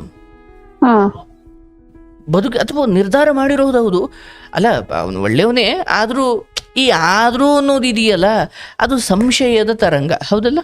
ಹೌದು ಸರ್. ಅದೇ ಫ್ರೀಕ್ವೆನ್ಸಿ ಆಫ್ ನೆಗೆಟಿವ್ ಥಾಟ್ಸ್. ಅದು ಕೂಡ ಇಲ್ಲ ಸರ್ ನಾನು ನಿರ್ಧಾರ ಮಾಡ್ಬಿಟ್ಟಿದ್ದೀನಿ ಸರ್, ನನಗೆ ಮಗು ಮುಖ್ಯ ಸರ್, ಅವಳ ಭವಿಷ್ಯ ಮುಖ್ಯ ಸರ್, ನನಗೆ ತವರು ಮನೆಯ ಬೆಂಬಲ ಇದೆ ಸರ್, ಅಥವಾ ತಾಯಿ ಅಷ್ಟೋ ಎಷ್ಟೋ ತಾಯಿ ಇದ್ದಾರೆ, ಯಾರಿಲ್ಲದೆ ಹೋದ್ರು ನಾನು ಬದುಕ್ತೀನಿ ಸರ್, ಅವನೇ ನಾನು ಅವಳ ಜೊತೆ ಮಲಗಿ ಬರ್ತೀನಿ ನೀನೇನು ಮಾಡ್ಕೊಳ್ತೀಯ ಅನ್ಬೇಕಾದ್ರೆ ನನ್ನ ಬದುಕು ನನಗೆ ಮುಖ್ಯ ಸರ್. ನನಗೂ ಗಂಡ ದೇವ್ರಿದ್ದ, ಆದರೆ ಅವ್ನು ದೇವ್ರ ಥರ ಇಲ್ಲ ಅಂದರೆ ನಾನು ಸುಮ್ಮನೆ ನನ್ನ ಗಂಡ ದೇವರು ಅಂತ ನಾನು ಭ್ರಮೇಲಿ ಬದುಕಿ ನನ್ನ ಜೀವನ ಯಾಕೆ ಹಾಳು ಮಾಡ್ಕೊಳ್ಬೇಕು? ವೇಸ್ಟ್ ಅಲ್ಲ ಅದು. ಅವನು ಎಲ್ಲಾದ್ರೂ ಹೋಗಿ ಬರಲಿ ಸರ್, ನನಗೆ ಗೊತ್ತಿಲ್ಲ ಸರ್, ಅಡುಗೆ ಮಾಡಿಕ್ತೀನಿ, ಮನೆಗೆ ತಂದು ಹಾಕ್ತಾನೆ, ಕಡೆಗೆ ಯಾವತ್ತೂ ಒಂದು ದಿವಸ ಅವಳ ಜೊತೆನೇ ಹೊರಟೋದ ಅಂದರೂ ನನಗೆ ಪರವಾಗಿಲ್ಲ ಸರ್, ನಾನು ನೆಮ್ಮದಿಯಾಗಿ ಜೀವನ ಮಾಡೋದು ನನಗೆ ಗೊತ್ತು. ಈ ಮಟ್ಟಕ್ಕೆ ತಯಾರಿದ್ದೋ ಅಲ್ಲಿರು, ಇಲ್ವಾ ನಿನ್ನ ಜೀವನ ಮುಂದೆ ನೋಡ್ಕೊಳ್ಬೇಕು. ನಾನು 2 ಆಯ್ಕೆ ಕೊಟ್ಟಿದ್ನಿ, ನೀನು ಅಲ್ಲೇ ಇದ್ದು ಸನ್ಯಾಸಿ ಥರ ಅವನೇನು ಮಾಡ್ಕೊಂಡು ಬಂದರೂ ನನಗೆ ಬೇಕಾಗಿಲ್ಲ ಸರ್. ನಾನು ಅಲ್ಲೇ ವೈರಾಗ್ಯ ಬಂದುಬಿಟ್ಟಿದೆ ಸರ್, ನನಗೆ ಅವನ ಬಗ್ಗೆ ಆಸಕ್ತಿನೂ ಇಲ್ಲ. ಅವನು ಎಲ್ಲಿಗೆ ಹೋಗಿ ಬಂದ, ಯಾರ ಜೊತೆ ಹೋಗಿ ಬಂದ, ಎಲ್ಲಿ ಸುತ್ತಾಡಿ ಬಂದ, ಎಲ್ಲಿ ಮಲಗಿ ಬಂದ, ನನಗೆ ಬೇಡ ಸರ್. ಈ ಮಟ್ಟಕ್ಕಿದ್ದೋ ನಿನ್ನ ಜೀವನ ನೆಮ್ಮದಿಯಾಗಿರುತ್ತೆ. ಅದನ್ನು ಬಿಟ್ಟು ನೀನು ಇಲ್ಲ ಸರ್ ಎಲ್ಲ ತಿಳ್ಕೊಂಡಿದ್ದೀನಿ ಆದರೂ ಎಲ್ಲ ತಿಳ್ಕೊಂಡಿದ್ದೀನಿ ಆದರೂ ಅಂದರೆ ಅದಕ್ಕೆ ಅರ್ಥನೇ ಇಲ್ಲ. ನಿರ್ಧಾರಗಳು ಹೆಂಗಿರ್ಬೇಕು ಅಂದರೆ ಬೆಂಕಿ ಹೊಂಡೆಗಳ ಥರ ಒಂದ್ಸಲಿ ಸಂಕಲ್ಪ ಮಾಡ್ದೋ ಯಾವುದೇ ಕಾರಣಕ್ಕೂ ಆಚೆ ತರಲ್ಲ ಅಥವಾ ಬದಲಾಗಲ್ಲ ಅನ್ನೋ ಥರ ಇರಬೇಕು. ಹೌದು ಇವನು ಈ ಮಟ್ಟಿಗೆ ಒಂದು ಅಕ್ರಮ ಸಂಬಂಧವನ್ನು ಅಫಿಷಿಯಲ್ ಆಗಿ ಹೇಳ್ಕೊಳ್ಳೋಕೆ ಧೈರ್ಯ ಮಾಡ್ತಾನೆ ಅನ್ನೋದಾದ್ರೆ ನನಗೇನಿದೆ ಇಲ್ಲಿ ಬೆಲೆ ಇಲ್ಲ. ನನ್ನ ತಂದೆ ತಾಯಿ ಕೂಡ ನನ್ನನ್ನು ಒಂದು ಜೀವ ಅಂತ ಎತ್ತಿದ್ದಾರೆ. ಆ ಭಗವಂತನ ದೃಷ್ಟಿಯಲ್ಲಿ ನಾನು ಒಬ್ಬ ಮನುಷ್ಯನಿದ್ದೀನಿ, ಅವನೇ ಇಷ್ಟಪಟ್ಟು ನನ್ನನ್ನು ಈ ಭೂಮಿಗೆ ಮನುಷ್ಯನಾಗಿ ಕಳಿಸಿದ್ದಾನೆ ಎಂದಾಗ ಇವ್ರು ಯಾರಿಗೋಸ್ಕರ ನಾನು ಯಾಕೆ ಆ ಭಗವಂತನ ಅನುಗ್ರಹವಾಗಿರುವ ಈ ಮನುಷ್ಯ ಜನ್ಮವನ್ನು ಕಳ್ಕೊಳ್ಬೇಕು? ಇಲ್ಲ, ಅವನ ಬದಲಾಗೋವರೆಗೂ ಕಾಯ್ತೀನಿ, ಮಗುವನ್ನು ಚೆನ್ನಾಗಿ ನೋಡ್ಕೊಳ್ತೀನಿ. ಇಲ್ಲ ಅವನು ಒಂದು ದಿವಸ ಬದಲೇ ಆಗಲಿಲ್ಲ ಅಂದ್ರೂ ಏನು ಸಮಸ್ಯೆ ಇಲ್ಲ. ಸೊ ಆ ಮಟ್ಟಿಗೆ ಇರಬೇಕು ಹೊರತು ನೀನು ಪುರಾವೆಗೋಸ್ಕರ ಹುಡ್ಕೋದು, ಸಾಕ್ಷಿಗೋಸ್ಕರ ಹುಡ್ಕೋದು, ಎನ್ಕ್ವೈರಿ ಮಾಡೋದು, ಒಂದು ಫೋನ್ ಚೆಕ್ ಮಾಡೋದು, ಅವನ ಮನೆ ಮುಂದೆ ಹೋಗೋದು ಅಥವಾ ಅವಳ ಮನೆ ಮುಂದೆ ನೋಡೋದು, ಇವೆಲ್ಲ ಏನಾಗ್ತವವ ನಿನಗೆ ಒಂದು ಗಟ್ಟಿ ಸಂಕಲ್ಪ ಮಾಡುವ ಶಕ್ತಿ ಇಲ್ಲ ಅಂತ ತೋರಿಸುತ್ತೆ. ಸೊ ಇವೆಲ್ಲ ಒಳ್ಳೇದಲ್ಲ. ಅವನು ಬಿಡಬೇಕು. ನಿನ್ನ ಮಕ್ಕಳು, ನಿನ್ನ ಮಗು, ನಿನ್ನ ಜೀವನ ಸರಿ ಹೋಗಬೇಕು. ಇಲ್ಲ ಅವನ ನಮ್ಮ ಪಾಡಿಗೆ ಹಂಗಿರ್ಲಿ ನಾನು ಹಂಗೆ ಇರ್ತೀನಿ ಎಂದಾಗ ಹೇಗೆ ಒಂದು ಮರ ಸಿಡಿಲಿಗೆ ಬಲಿಯಾಗುತ್ತೋ ಅದೇ ಸಮಯದಲ್ಲಿ ಏನೂ ಅರಿಯದೆ ಆ ಮರದಡಿ ನಿಂತಿರುವವನು ಬಲಿಯಾಗಬೇಕಾಗುತ್ತೆ. ಹಾಗೆ ಅವನ ಅಕ್ರಮ ಸಂಬಂಧದಿಂದ ಅಕ್ರಮ ಅನ್ನೋ ಸಿಡಿಲು ಅವನಿಗೊಡ್ದಾಗ ಅವನ ಜೊತೆಯಲ್ಲೇ ಇದ್ದುಕೊಂಡ್ರು ಏನೂ ಅರಿಯದ ನೀವಿಬ್ರು ಕೂಡ ಬಲಿಯಾಗಬೇಕಾಗುತ್ತೆ. ಇದು ಪ್ರಕೃತಿಯ ನಿಯಮ, ಏನು ಮಾಡ್ಲಿಕ್ಕಾಗಲ್ಲ. ಅಯ್ಯೋ ನಮ್ಗೆ ಯಾಕೆ ಶಿಕ್ಷೆ? ಅರೆ ನಿನ್ ಮರದಡಿಗೆ ಹೋಗಿ ನಿಂತ್ಕೊಂತ ಯಾಕೆ ಹೇಳ್ದು? ಯಾರು ಹೇಳ್ದವ್ರು? ಸಿಡ್ಲು ಹೊಡಿತಾ ಇದೆ, ಸಿಡ್ಲು ಬರ್ತಾ ಇದೆ ಅಂತ ಗೊತ್ತಾದಾಗ್ಲೂ ನೀನು ಅಲ್ಲಿ ಹೋಗಿ ನಿಂತ್ಕೊಂತ ಯಾರು ಹೇಳ್ದವ್ರು? ಅಥವಾ ಒಬ್ಬ ಗುರು ಬಂದು ಹೇಳಿದ್ದ ನೀನು ಅಲ್ಲಿ ನಿಂತ್ಕೊಳ್ಬೇಡವ, ಒಳ್ಳೇದಲ್ಲ ಅಂತ ನೀನು ಮರ್ಯಾದೆಗೋ ಇನ್ಯಾವುದಕ್ಕೋ ಹೆದರಿ ಅಲ್ಲೇ ನಿಂತಿದ್ದೆ ಅಂದ್ರೆ ಇದು ಯಾರು ಹೊಣೆ? ಅದು ಅರ್ಥ ಆಯ್ತಲ್ಲ? ಏನು 3, 4, 5 ಮಕ್ಕಳಿಲ್ಲ, ಒಂದು ಮಗು ಇದೆ. ದುಡಿ ಚೆನ್ನಾಗಿ. ಈ ಸಮಯದಲ್ಲಿ ಅವನ ಎನ್ಕ್ವೈರಿ ಮಾಡ್ಕೊಂಡು ಅವನ ಫೋನ್ ನೋಡಿಕೊಂಡು ನಿನ್ನ ಇಡೀ ಈ ಯೌವನವನ್ನು ಅಥವಾ ಈ ಶಕ್ತಿಯುತವಾದ ಜೀವನವನ್ನು ಅವನು ತಪಾಸಣೆ ಮಾಡೋದ್ರಲ್ಲಿ ಮುಗಿದೋಯ್ತು ಅಂದರೆ ಅದು ಒಳ್ಳೇದಲ್ಲವ? ನೀನು ಬದುಕು ತೋರಿಸು. ನಿನ್ನ ತಾಯಿಗೆ ಯಾವುದೇ ಕಾರಣಕ್ಕೂ ನೀನು ಭಾರ ಆಗಬೇಡ. ಆ್ಯಂಡ್ ಈತನ ವಿಚಾರದಲ್ಲಿ ಮನೆಯ ಮೂಲ ಸಂಸ್ಕಾರವೇ ಅಥವಾ ಮನೆಯಲ್ಲಿ ಅತ್ತೆ ಮಾವ ಅಂದವರೇ ತಿದ್ದು ಬುದ್ಧಿ ಹೇಳಲ್ಲ ಅಂದಾಗ ಅಲ್ಲಿ ಯಾರೂ ಭಯ ಭಕ್ತಿ ಇಲ್ಲವ ಅಲ್ಲಿ.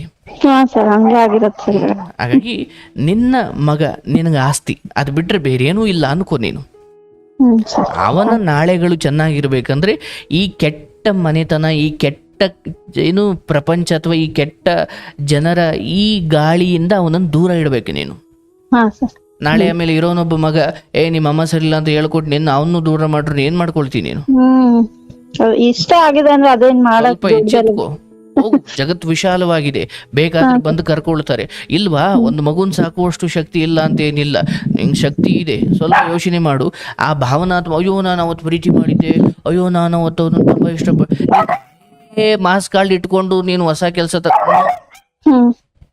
ಇವತ್ತೇನಿದೆ ಅದ್ರ ಬಗ್ಗೆ ಯೋಚನೆ ಮಾಡ್ಬೇಕು ಹೊರತು ಅಯ್ಯೋ ಅವತ್ತು ಹಂಗಿದ್ದ ಯಾಕೆ ಇವತ್ತು ಹಿಂಗಾದ ಅದೇ ಏನಂತ ತಪ್ಪಾಗಿರೋದು ಅವೇ ಯೋಚನೆ ಮಾಡಿ ಸುಮ್ಮನೆ ಇದು ಮಾಡ್ತಾ ಇದ್ದೀನಿ. ಸೊ ಈ ವಿಚಾರದಲ್ಲಿ ನಿನಗೆ 2 ಆಯ್ಕೆ. ಒಂದು, ನೀನು ಈ ಕ್ಷಣ ಯಾವ ಏನು ಪ್ರೂಫು ಬೇಡ, ಏನೂ ಬೇಡ, ಅವನ ಬಾಯಿಂದ ಬಂದಿರೋ ಮಾತನ್ನು ನಿನಗೆ ಗೊತ್ತು, ಜನ ಕೇಳಿಲ್ಲದೆ ಇರ್ಬೋದು, ನೀನು ಕೇಳಿದ್ದೀಯ.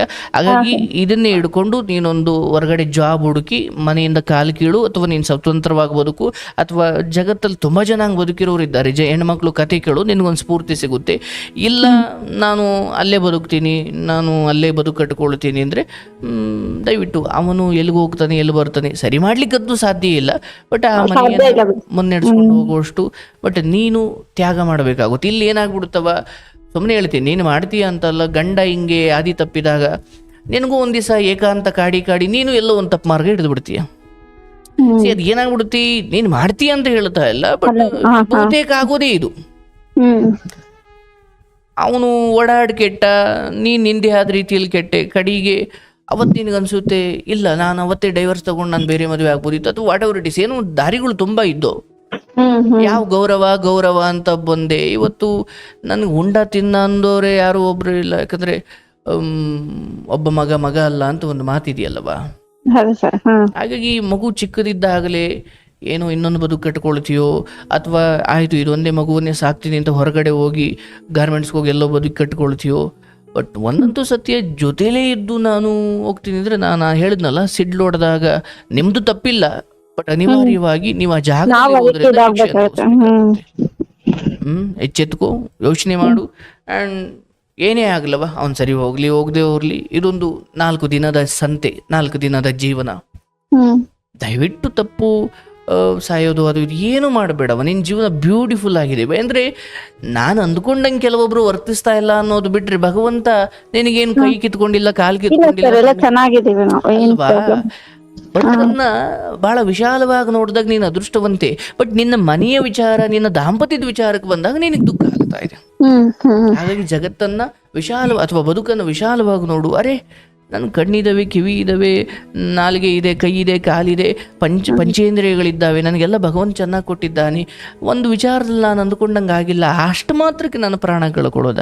ಇಲ್ಲ, ನಾನು ಹಂಗೆ ಮಾಡ್ಕೊಳ್ಳಲ್ಲ. ಬದುಕನ್ನು ಪ್ರೀಶಿಯಸ್ ಅಂತ ಅಂದುಕೋ. ಒಂದು ನಿನ್ನ ಬದುಕು ಯಾಕೋ ಸಪ್ಪೆ ಆಯ್ತಾ, ಪರವಾಗಿಲ್ಲ, ಆ ಗಂಡು ಮಗುವಿನ ಬದುಕನ್ನು ಶ್ರೀಮಂತಗೊಳಿಸು. ಯಾಕಂದ್ರೆ ಅಯ್ಯೋ ಮಗನೂ ಇಲ್ಲ, ಗಂಡನೂ ಹಿಂಗಾದ, ಅಮ್ಮನೂ ಅಷ್ಟಕ್ಕಷ್ಟೇ, ತಂದೆನೂ ಇಲ್ಲ, ಇನ್ನೇನು ಇಲ್ಲ ಅಂದಾಗ ಚೆನ್ನಾಗಿ ಬೆಳೆಸ್ಬೇಕು ಅಂತ ಸುಮ್ಮನೆ ಹೇಳ್ತೀನಿ. ಏನೂ ಇಲ್ಲ ಅಂದಾಗ ಸಹಾಯ ಯೋಚನೆ ಬಂದ್ರೆ ಸಹಜ ಅನ್ಬೋದು. ಬಟ್ ಭಗವಂತ ಇಲ್ಲೇನೋ ಗಂಡನ ವಿಚಾರದಲ್ಲಿ ಮೋಸ ಮಾಡಿಲ್ಲ, ನೀನು ಮಾಡ್ಕೊಂಡಿದ್ದೀವಿ, ಬಟ್ ಸ್ಟಿಲ್ ಏನೋ ಇಲ್ಲೊಂಚೂರು ಕಿತ್ಕೊಂಡು ಗಂಡು ಮಗುವನ್ನು ಕೊಟ್ಟಿದ್ದಾನೆ. ಅದೊಂದು ಭರವಸೆ ಇಟ್ಕೊಂಡು ನಿನ್ನ ಜೀವನವನ್ನು ಜೀವಂತವಾಗಿ ಉಳಿಸ್ಕೊ. ನಾನು ಇರ್ತೀನವ, ನಾನು ಮಾತಾಡ್ತೀನಿ. ಯಾವುದೇ ಕಾರಣಕ್ಕೂ ನೀನು ಯಾರ ಅಡಿಯಾಳು ಆಗಬೇಡ. ನಿನಗೆ ದುಡ್ದು ಅಂತ ಮಕ್ಕಳನ್ನ 5 ಜನ ಸಾಕೋ ಶಕ್ತಿ ನಿನಗಿದೆ. ಬಟ್ ಇವ್ರನ್ನ ಬದಲಾಯಿಸೋಕೆ ಹೋಗಿ ನಿನ್ನ ಆತ್ಮಶಕ್ತಿಯನ್ನು ಕಳ್ಕೊಂಡು ನಿನ್ನ ದೈಹಿಕವಾಗಿ ನೀನು ಕುಗ್ಗಿ ಹೋಗಿ ಮಾನಸಿಕವಾಗಿ ಆರೋಗ್ಯ ತುಂಬಾ ಇದು ಆಗುತ್ತೆ ಸರ್, ಯೋಚನೆ ಮಾಡ್ದಂಗಿಲ್ಲ. ಅದೇ ಬೇಡ. ನಾನು ಹೇಳಿದ್ನಲ್ಲ, ಗುರು ಜೈ ಗುರುದೇವ. ಆಯ್ತು, ನೀವು ಹೇಳ್ದಂಗೆ ನಾನು ಇದ್ದು ಸಪ್ರೇಟ್ ಅಂದ್ರೆ ಇಲ್ಲೇ ಇರ್ತೀನಿ, ಬಟ್ ಮಾನಸಿಕವಾಗಿ ಸಪ್ರೇಟ್ ಬದುಕ್ತೀನಿ. ಇಲ್ಲ, ನಾನು ಸಪ್ರೇಟ್ ಹೋಗಿ ಬದುಕ್ತೀನಿ ಯಾವುದಕ್ಕೂ. ಬಟ್ ಪ್ರೂಫ್ ಇಟ್ಕೊಂಡು ನಾನು ಅವ್ರ ಹತ್ರ ನ್ಯಾಯ ಕೇಳ್ತೀನಿ, ಇವ್ರ ಹತ್ರ ಎಲ್ಲಿ ನ್ಯಾಯ ಕೇಳಿದ್ರು ಅಪರಾಧಿನೇ ನಾನು ಮುಂದುವರಿಸ್ತೀನಿ ಅನ್ಬೇಕಾದ್ರೆ ಯಾವ ನ್ಯಾಯ ತಾಂಡಿ ಏನ್ ಮಾಡ್ಕೊಳ್ತೀಯವ? ಹೌದಲ್ಲವಾ? ಬಿಡು. ಆ ವಿಚಾರದಲ್ಲಿ ಆತನನ್ನ ಕೆಣ್ಕೋಕ್ ಹೋಗ್ಬೇಡ, ಎನ್ಕ್ವೈರಿ ಮಾಡಕ್ ಹೋಗ್ಬೇಡ, ತಡಿಯೋಕ್ ಹೋಗ್ಬೇಡ. ವಿಧಿ ಅನ್ನೋದೊಂದು ಇದೆಯವ, ಅದ್ರ ಮೇಲೆ ನಂಬಿಕೆ ಇಡು. ಸೊ ನಿನ್ನ ಮಗುವಿನ ನಾಳೆಗಳನ್ನು ಸಂತೋಷವಾಗಿಡ್ಲಿಕ್ಕೆ ಸ್ವಲ್ಪ ಇದೆಲ್ಲದರಿಂದ ಹೊರಗಡೆ ಬರ್ಲಿಕ್ಕೆ ನಿನ್ನ ತವ್ರ ಮನೆಗೆ ಹೋಗು, ಇಲ್ಲ ಹೊರಗಡೆ ಏನೋ ಒಂದು ಕೆಲಸ ಹುಡುಕು. ಸ್ವಲ್ಪ ಈ ಸಮಯದಲ್ಲಿ ರಿಸ್ಕ್ ತಗೊಳ್ಬೇಕು. ನೀನು ಇದೊಂದು ವಿಚಾರಕ್ಕೆ ಗಂಟು ಹಾಕೊಂಡು ಇದೇ ವಿಚಾರಕ್ಕೆ ನೇಣು ಹಾಕೊಂಡ್ರೆ, ಅದರನ್ನೇ ಅಪ್ಕೊಂಡು ಕೂತ್ಕೊಂಡ್ರೆ ಆಗಲ್ಲ. ಬದುಕು ನದಿಯಂತೆ ಹರಿಬೇಕು, ಹೊಸ ಹೊಸ ಹೊಸ ಹೊಸ ಹೋಗ್ತಾ ಇರಬೇಕು. ಈತ ಅವನ ಸುಖವೇ, ಅವನ ಲೈಂಗಿಕತೆ ಅಥವಾ ಅವನ ಅಕ್ರಮವೇ ಆತನಿಗೆ ದೊಡ್ಡ ಸುಖ ಅನ್ನೋದಾದ್ರೆ ಅದು ಈಗಲ್ಲ, ಮೊದ್ಲಿಂದಲೂ ಅದೇ. ಬಟ್ ನಿನಗೆ ಗೊತ್ತಿರ್ಲಿಲ್ಲ ಅಷ್ಟೇ. ಈ ಹೆಣ್ಣು ಮಕ್ಳಿಗೆ ಮಾರಲ್ ಆಫ್ ದಿ ಸ್ಟೋರಿ, ಓದೋ ವಯಸ್ಸಲ್ಲಿ ಓದ್ಬೇಕಷ್ಟೇ. ಓದೋ ವಯಸ್ಸಲ್ಲಿ ಸಂಸಾರ ಮಾಡ್ಲಿಕ್ಕೆ ಹೋದ್ರೆ ಸಂಸಾರ ಮಾಡೋ ವಯಸ್ಸಲ್ಲಿ ನರಳಬೇಕಾಗುತ್ತೆ. ಎಚ್ಚೆತ್ತುಕೊಳ್ಳವ. ಒಳ್ಳೇದಾಗ್ಲಿ ತಾಯಿ. ನಿನಗೆ ಗಂಡ ಬದಲಾಗೋದ್ರ ಬಗ್ಗೆ ಭರವಸೆ ಕೊಡಲ್ಲ, ಬಟ್ ನೀನು ನಿಜಕ್ಕೂ ನಾನು ಹೇಳ್ದಂಗೆ ಒಂದು ಡೇರಿಂಗ್ ನಿರ್ಧಾರ ಈಗ ತಗೊಳ್ಳೋದಾದ್ರೆ, ನಿನಗೋಸ್ಕರ ಇಷ್ಟು ದಿನ ಬದಲಾಯಿಸಿ ಸರಿಯಾಗಿ ಬದುಕೋದಿಕ್ಕೆ ಪ್ರಯತ್ನ ಮಾಡಿದೆ. ಈಗ ನಾನು ಹೋಗಿ ಮಲ್ಕೊಂಡು ಬರ್ತೀನಿ, ಏನು ಮಾಡ್ತೀಯ ಮಾಡು ಅನ್ನೋ ಮಟ್ಟಕ್ಕೆ ಹೋದಾಗ ಅದ್ನೇನು ಬಾಯ್ಬಿಟ್ಟು ಹೇಳಬೇಡ, ನಡತೆಯಲ್ಲಿ ತೋರಿಸು. ಕೆಲ್ಸಕ್ಕೆ ಹೋಗಿ ಶುರು ಮಾಡು, ಇಲ್ಲ ವಾಟ್ ಎವರ್ ಇಟ್ ಇಸ್, ಏನೋ ಒಂದು ಡೇರಿಂಗ್ ನಿರ್ಧಾರ ತಗೋ, ಸಾಯೋದೊಂದು ಬಿಟ್ಟು. ಒಳ್ಳೇದಾಗ್ಲವ.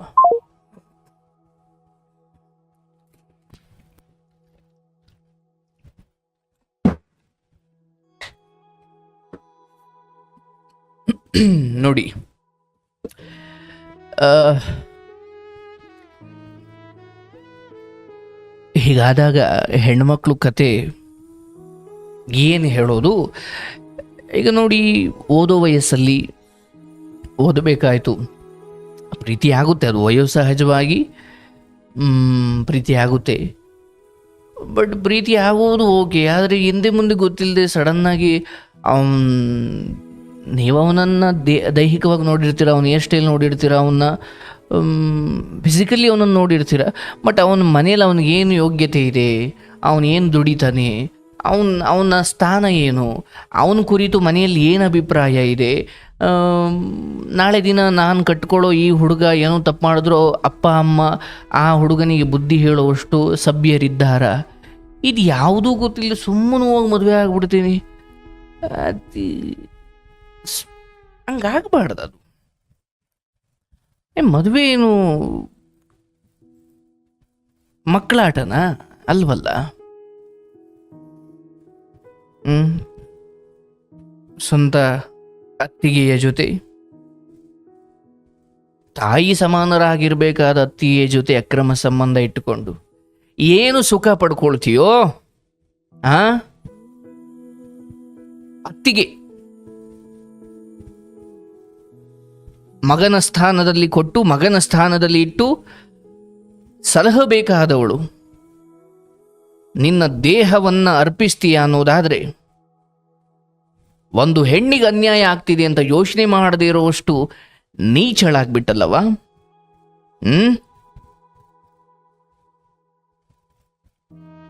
ಈ ದಾರಿಯಲ್ಲಿ ನೀವಿಬ್ಬರು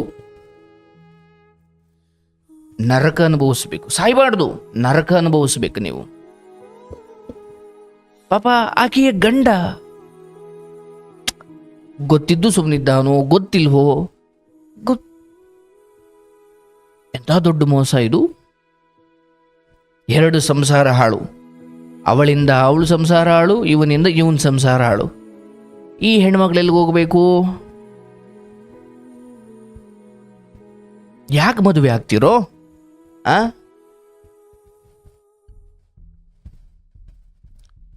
ಅತ್ತಿಗೆ ಜೊತೆ ಸುಖ ಸಿಗ್ತಾ ಇದೆ, ಮತ್ತೆ ಇವಳನ್ನ ಯಾಕೆ ಮದುವೆ ಆಗದೆ ನೀನು? ನಿಮ್ಮನ್ನೆಲ್ಲ ಬೀದಿಲಿ ನೇಣ್ಗೆ ಹಾಕ್ಬೇಕು ನಿಮ್ಮನ್ನ.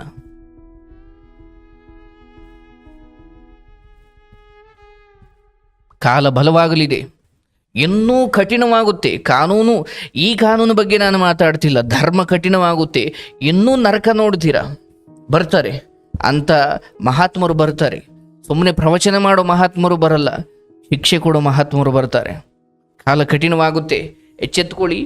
ಆ್ಯಂಡ್ ಅಂಥ ಮನಸ್ಥಿತಿ ಉಳ್ಳವರಿಗೆ ನಾನು ಹೇಳೋದು, ನೀವು ಅರೆಕ್ಷಣದ ಸುಖಕ್ಕೋಸ್ಕರ 10 ಜನ್ಮಗಳನ್ನು ನರಕ ಮಾಡ್ಕೊಳ್ತಾ ಇದ್ದೀರಿ. ಬೇಡ, ಅದು ಒಳ್ಳೇದಲ್ಲ. ಈ ಹೆಣ್ಣು ಒಂದು ಮಗು ಕೊಟ್ಟಿದ್ದೀಯಲ್ಲೋ, ಮಗು ಕೊಟ್ಟು ನಾನು ಅವಳ ಜೊತೆನೇ ಮಲಗೋದು, ಏನು ಮಾಡ್ತೀಯ ಮಾಡ್ಕೋ, ನಾನು ಅವಳ ಜೊತೆಲೇ ಮಲಗೋದು, ಏನು ಮಾಡ್ತೀಯ ಮಾಡ್ಕೋ. ಯಾವ ಬಾಯಿಂದ ಆ ಮಾತು ಹೇಳ್ದಲ್ಲ, ಅದು ಒಂದು ದಿವಸ ನಿಂತು ಹೋಗುತ್ತೆ.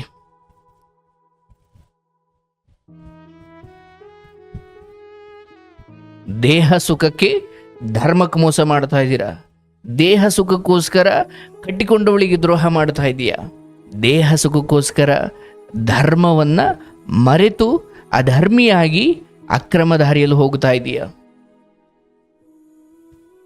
ಯಾವ ಹೆಣ್ಣು ನಿನಗೆ ಸುಖ ಕೊಡ್ತಿದ್ದಾಳೋ ಆ ಹೆಣ್ಣಿನ ಸಮೇತ ನಿನ್ನ ಪ್ರಪಾತಕ್ಕೆ ಹೋಗ್ತೀಯ. ಯಾರು ನಿನ್ನನ್ನು ತಡೆಯೋಕ್ಕಾಗಲ್ಲ, ನಿನ್ನ ಮನೆ ದೇವರು ಕೂಡ. ಯಾವಾಗ ನಿನ್ನ ಕರ್ಮಗಳು ಕೆಟ್ಟದ್ದಾಗಿರ್ತವೆ, ಯಾವಾಗ ನಿನ್ನ ದುಷ್ಟ ಬುದ್ಧಿ ಇನ್ಯಾರಿಗೂ ನೋವು ಕೊಟ್ಟಿರುತ್ತೆ, ನೀನು ಯಾವ ದೇವಸ್ಥಾನಕ್ಕೆ ಹೋಗಿ ರಣಚಂಡಿಕ ಹೋಮ ಮಾಡಿಸಿದ್ರು ನಿನ್ನನ್ನು ಯಾವ ಶಕ್ತಿಪೀಠವೂ ನಿನ್ನನ್ನು ಕಾಯೋದಿಲ್ಲ. ಇದು ಸತ್ಯ. ಶಕ್ತಿಪೀಠಗಳು ಅಂದರೆ ನಿಮ್ಮ ಅಧರ್ಮಗಳನ್ನು ಪರಿಹರಿಸ್ಕೊಳ್ಳಿಕ್ಕೆ ಹೋಗಿ ಹೋಮ ಮಾಡಿಬಿಟ್ರೆ ನಿಮ್ಮ ಅಧರ್ಮಗಳು ಸರಿ ಹೋಗ್ತವ. ಯಾವ ಒಬ್ಬ ಮನುಷ್ಯ ಇನ್ನೊಬ್ಬರಿಗೆ ನೇರವಾಗಿ ದುಃಖ ಕೊಡ್ತಾನೆ ಅಥವಾ ನೇರವಾಗಿ ದುಃಖ ಕೊಡದೆ ಹೋದರೂ ಇನ್ನೊಬ್ಬರ ಮೂಲಕ ಕೊಡಿಸ್ತಾನೆ, ಅವನನ್ನು ಕಾಪಾಡುವ ಅಥವಾ ಅವನನ್ನು ರಕ್ಷಿಸುವ ಯಾವ ಶಕ್ತಿಪೀಠಗಳು ಈ ಜಗತ್ತಲ್ಲಿ ಇಲ್ಲ.